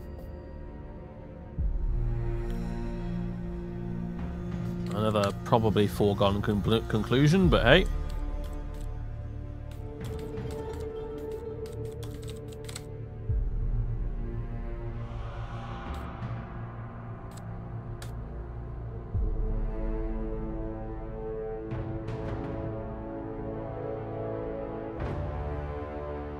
Don't type door in the chat. Vote.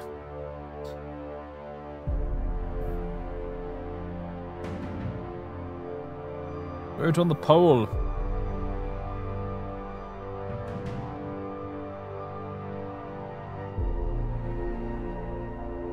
And before I have to put this back into R9K mode.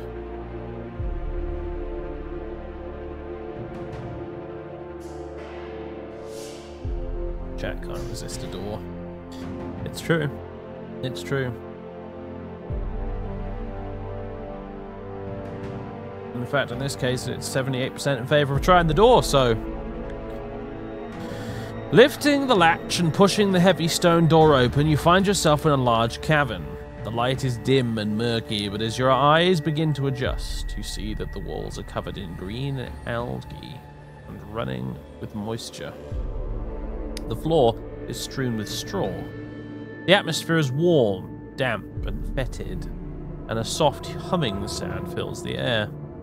You step gingerly through the straw towards a corner of the cavern where there appears to be a shallow pit. Peering warily into the pit, you are disgusted to see a mass of pale, writhing worms, some as much as half a meter long. Utterly nauseated, you are about to turn away when you notice that their undulating bodies are swarming round a dagger, its point held fast in a crack in the pit floor. The hilt is cased in black leather studded with opals, and the blade is fashioned from a strange reddish-black burnished metal you have never seen before. You long to touch the dagger, but this would mean plunging your hand in among the writhing worms. Do you reach for the dagger? Or do you back away in disgust and leave the cavern? Oh boy.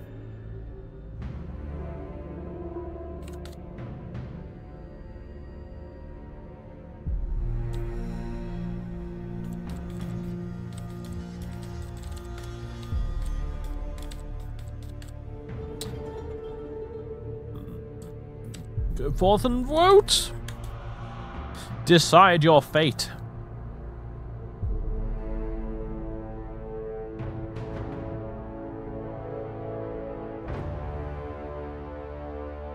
And for a vote, David's obvious. I don't know, man. I don't know.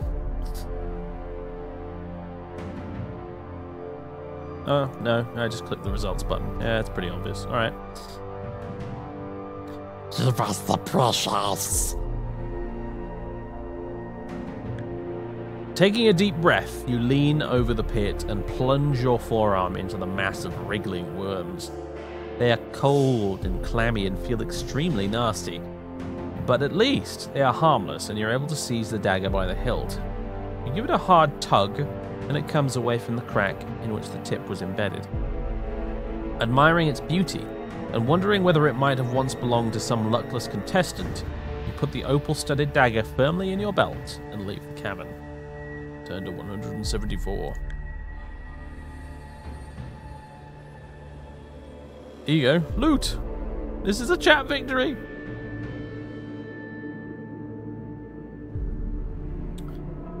As you make your way back to the doorway, the buzzing sound increases in intensity and you look around desperately to discover where it's coming from. Glancing up in the nick of time, you see the huge and grotesque black shape of a giant fly emerging from a recess high up in the cavern wall. As it gets closer, you realize that it is at least 1.5 meters long. Its opaque wings vibrate, making the sickening buzzing noise you can hear, and its 6 black, hairy legs are poised to grasp your body. Below its multifaceted eyes is a long, shiny black proboscis, which darts in and out venomously. You have stolen the giant fly's treasure from her brood of maggots, and you must take the consequences. Aha! And you thought it was a success! Chat victory, you said! Aha! Says Deathtrap Dungeon. Not so fast! Test your luck! Oh, it looks like you were lucky. You manage to evade the outstretched legs of the diving giant fly. Stepping back, you draw your sword and prepare to fight the hideous insect as it turns to attack you again. Here you go. Ooh, it's quite tough, this. You may escape by running back into the tunnel to head north. I shall give you the vote on this one.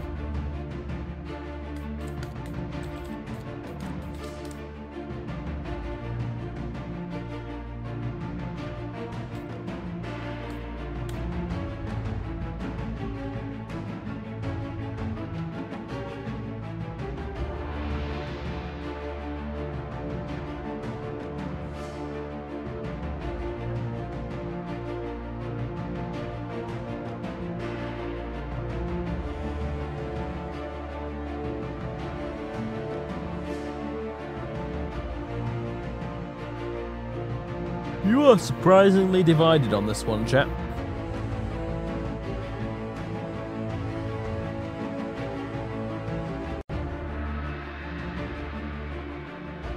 Jonesy and Game Guide going full commissar mode in the chat.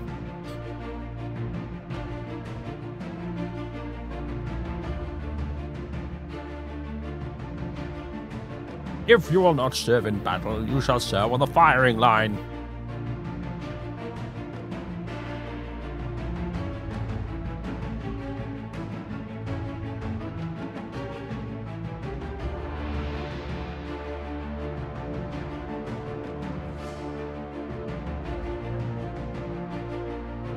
Well, it's a dead tie. 15 votes each. 50-50. We need a tiebreaker.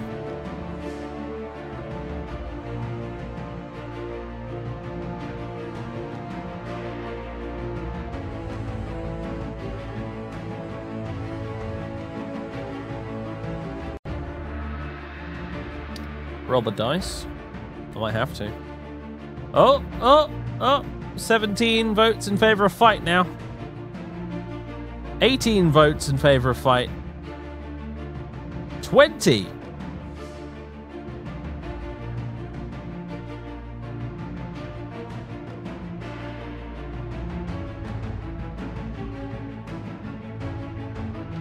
Blood for the blood god. Well, either someone changed their votes or some extra people jumped in and voted. This day we fight.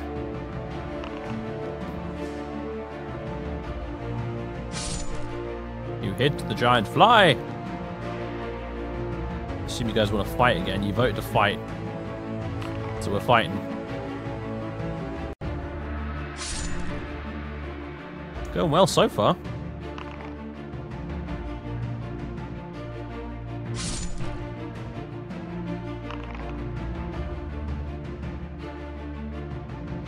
Oh dear.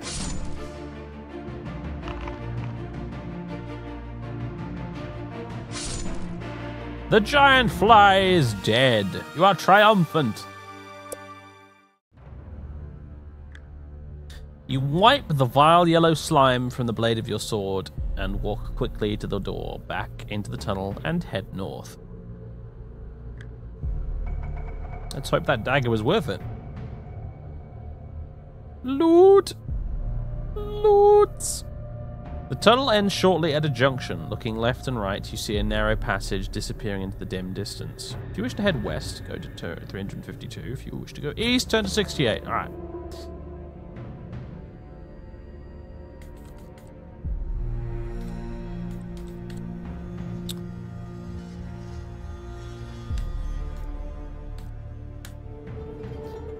Can you see the map? I can show you the map. This is the map. Ah, look. That's where you went previously. It's actually showing that on there. Interesting. There you go. That way led you to the orcs and you died. This time you decided to go this way. Giant bell, hobgoblins, wooden pole obstruction, jewel-eyed idol, disembodied voice, laughing faces, pit of worms, giant fly. You should nom something.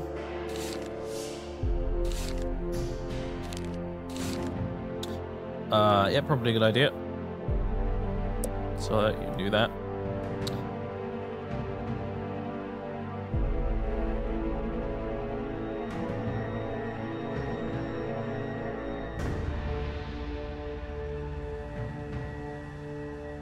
nice smart spot.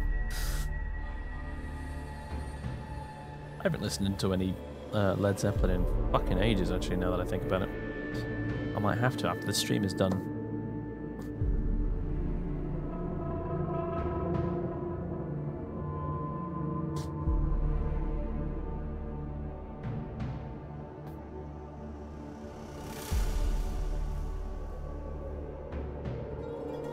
Alright, 12 votes to 8 in favour of West. Ahead, you hear the sounds of rocks being ground and crushed. The noise grows louder, and suddenly you realize that the wall on your right is starting to collapse. Terrified, you watch as a large, hideous worm-like creature with a gaping mouth and extraordinary powerful mandibles slithers through a hole in the wall. You stole my dagger, bitch! I'm coming to get it back!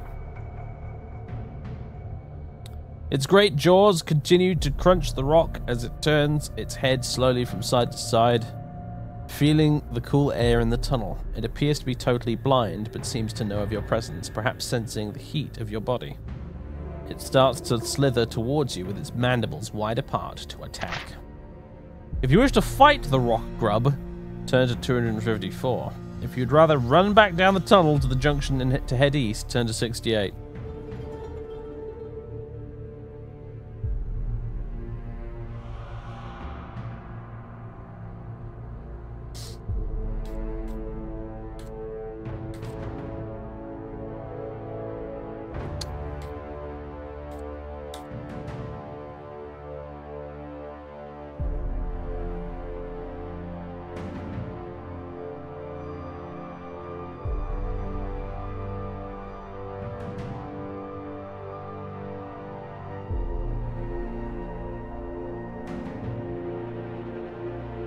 No rock lobster. It's funny how there are only ever mud crabs in the Elder Scrolls, but there's never any mud lobsters. For some reason, the crabs are freakishly huge in the Elder Scrolls, but the lobsters aren't.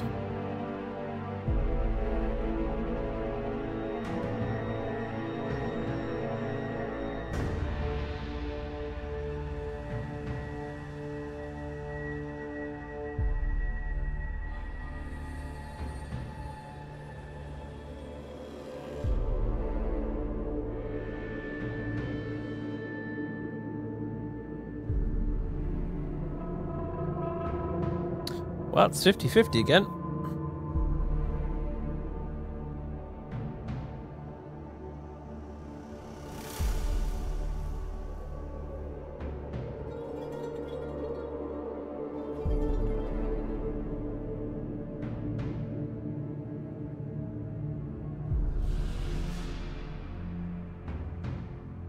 Exercise your democratic right, folks.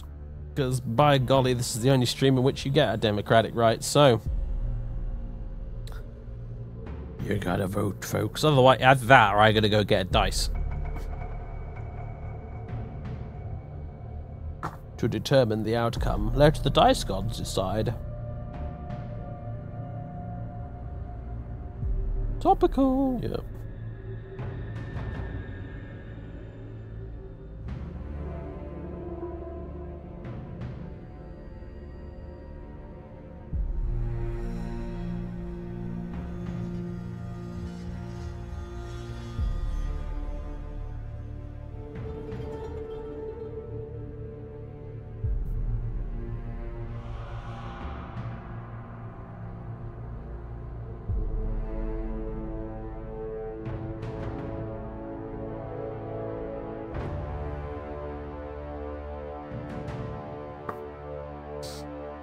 Don't let the demon fool you.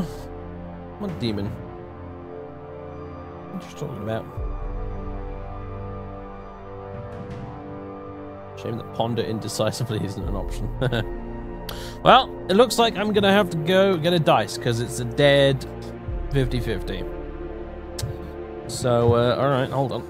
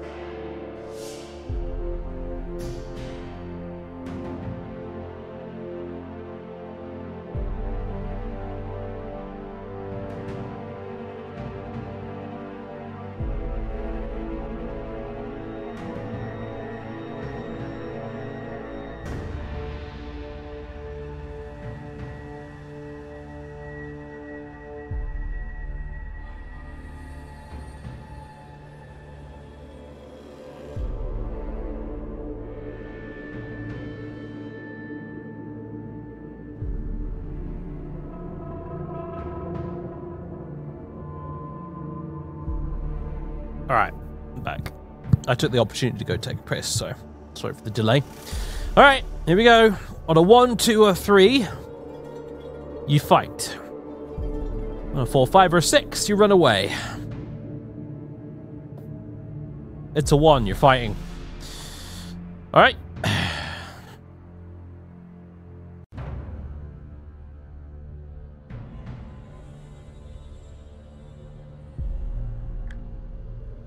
You draw your sword and advance slowly towards the huge slimy rock grub.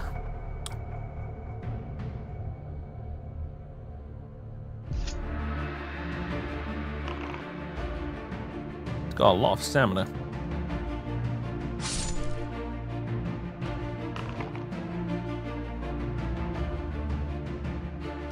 Luckily, the fact that you've got above average skill is helping you out quite a big. Well, quite a lot.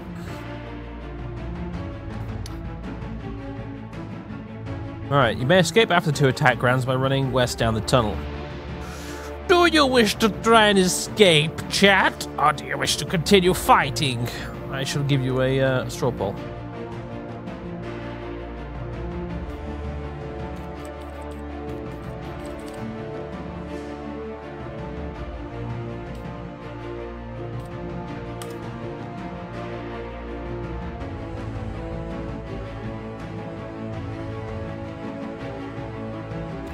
Okay, it's almost unanimously in favor of fighting. Cool.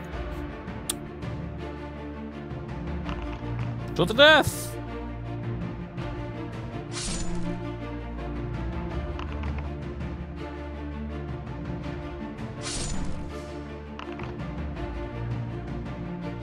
The fuck was that? It's a cocked die!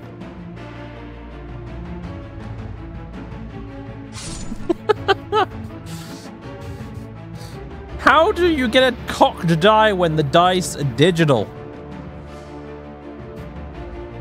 It makes no sense.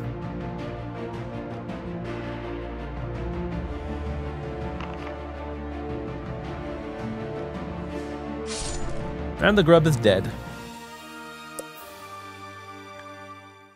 You step around the great bulk of the dead rock grub and peer into the darkness of its borehole. You can see only a few meters, but you're able to make out that it inclines slightly and is wet from the secreted slime of the rock grub. If you wish to explore the borehole, turn to 317. If you would rather walk west along the tunnel, turn to 117.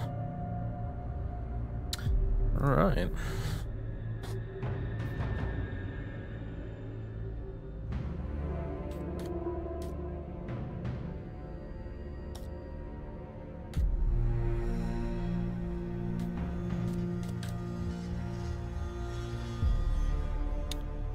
Created.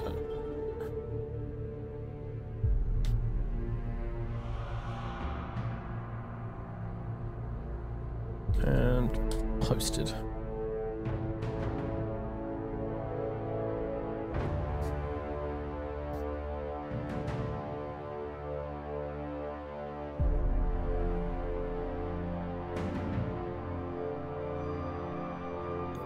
Wrong poll.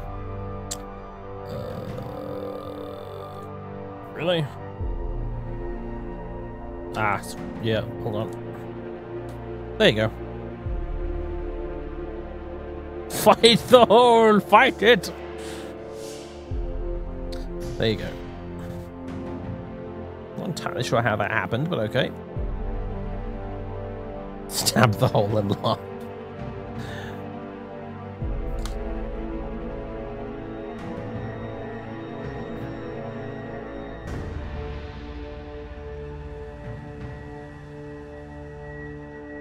Oh, almost everybody wants to explore the borehole.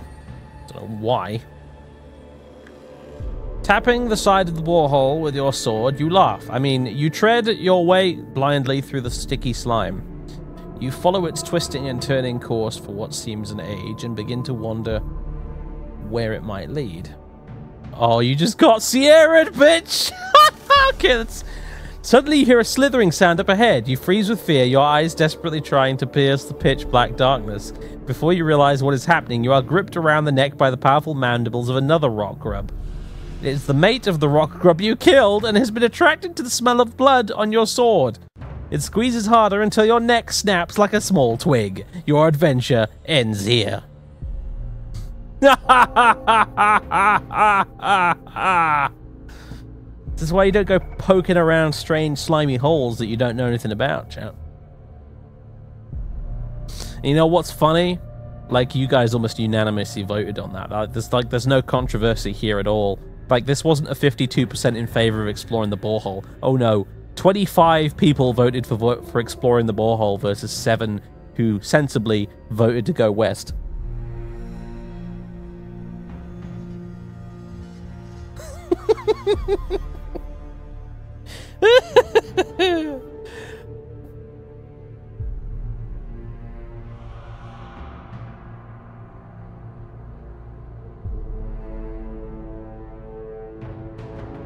You think we wanted to be sensible? Clearly not. Clearly not.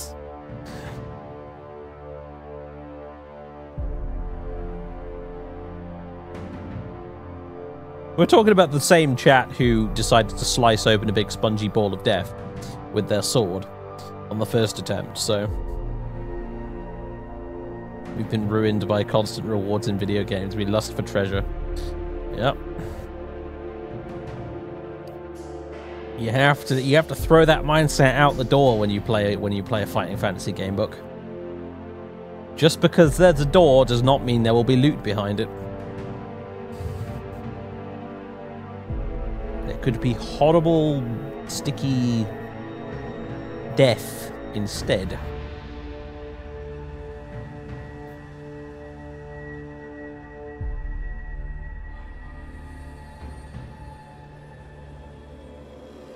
What reward could a slimy wormhole lead to? Well, indeed.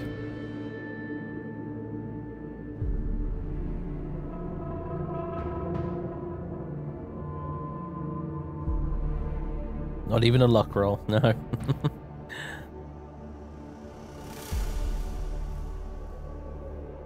It's called Deathtrap Dungeon for a reason, after all.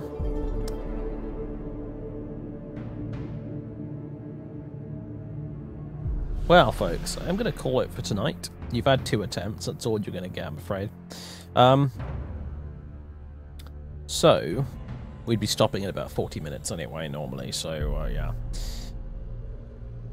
Next time...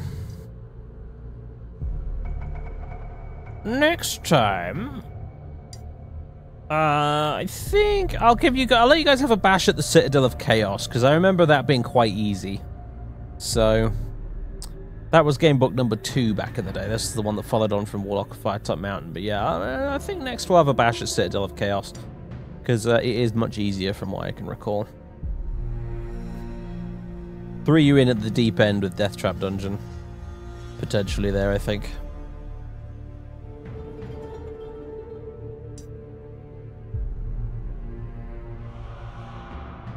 Oh, don't worry, we'll get around to City of Thieves at some point. City of Thieves is, again, one of the first ones I read of this series.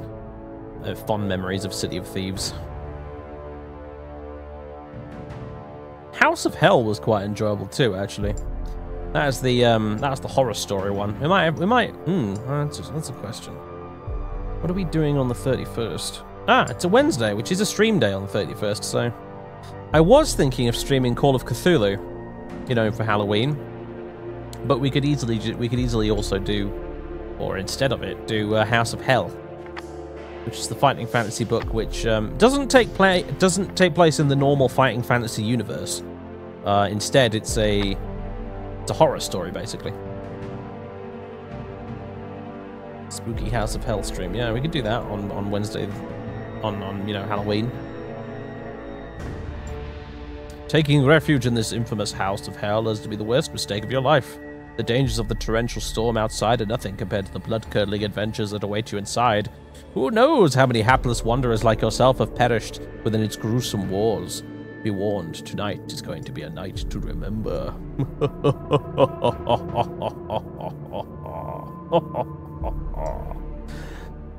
Yes. So we can do that on Halloween if you like.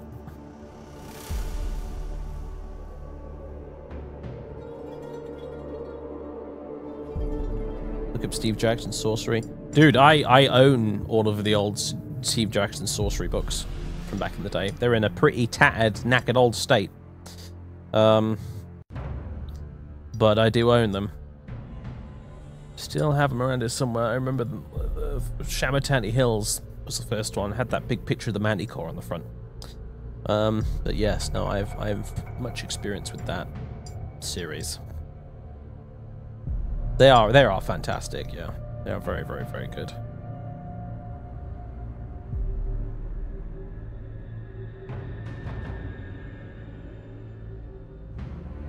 Not only did they have some of my favorite artwork from all the Final Fantasy novels, they also had this kind of fun magic system in them as well.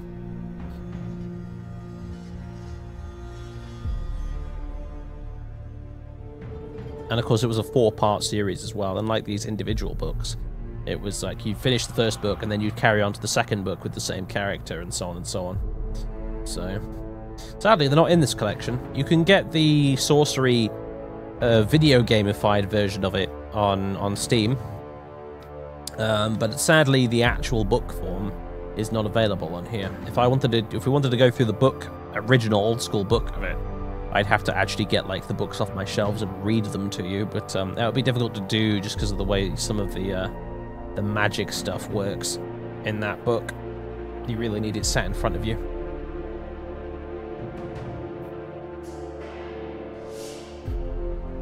Have you played Lone Wolf? I never read Lone Wolf back in the day. I think the only kind of books of this type I have any experience with are just the Fighting Fantasy series. But yeah, Lone Wolf was another popular series like that. I've watched... There's another Twitch streamer called Arvanelleron. He's a pretty cool dude. He's actually a published fantasy author himself. He's you know, a very creative fellow. He's a published author. He's in a band as well, plays music and stuff. And he streams on Twitch as well. He does lots of tabletop RPG sessions on Twitch for the most part, but he does also stream some games on the GOG channel, and he does occasionally do Gamebook streams, and he's done a lot of the Lone Wolf ones. So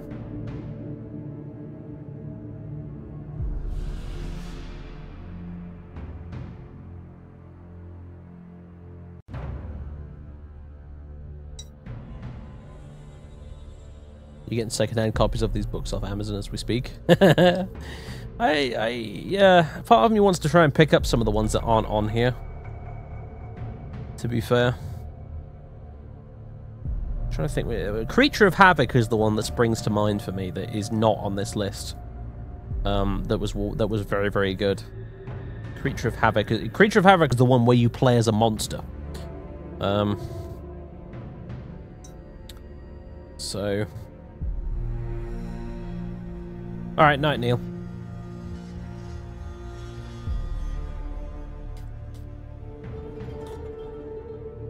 Let's have a look.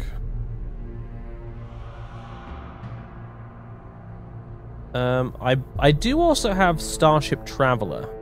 It's not part of this program, but I do have that separately. And Starship Traveler is the Star Trek style one, which is quite enjoyable. And there's also Appointment with Fear, which is a superhero book where you play as a superhero, which is quite a bit of a giggle as well.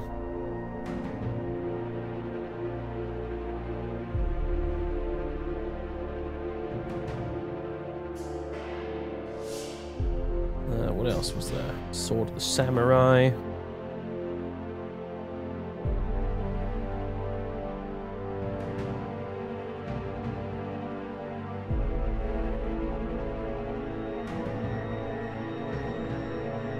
Forest of Doom is in there. We've got that. Robot Commando.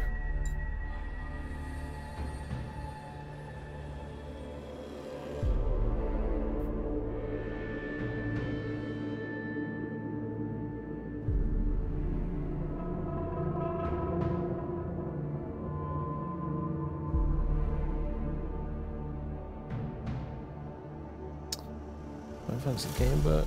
Doodly doodly doo. Gates of Death. Horde of Peril, Creature of Havoc. Yeah, there it is. Are you brave enough to escape Zaradin Mars dungeon and find out who or what you really are? In order to defeat the feared necromancer and uncover the truth, you must track down 3 vapors and access Mars' flying fortress, the Galley Keep, or perish in the attempt. Step up, hero, it's time to fight.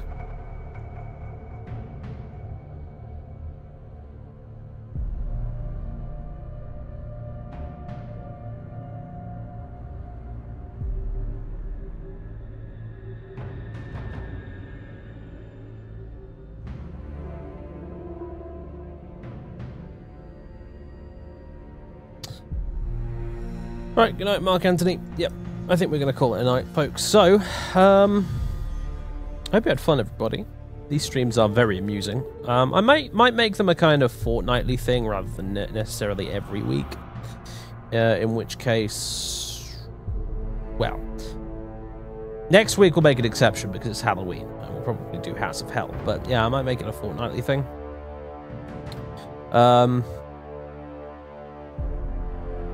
But anyway, yeah, so Wednesday we'll be playing either more Battletech or Assassin's Creed Odyssey. I don't know which yet, but whichever one we don't do, we'll do on Friday. So, probably anyway. Unless I get really, really, really hooked on Assassin's Creed, but we'll see.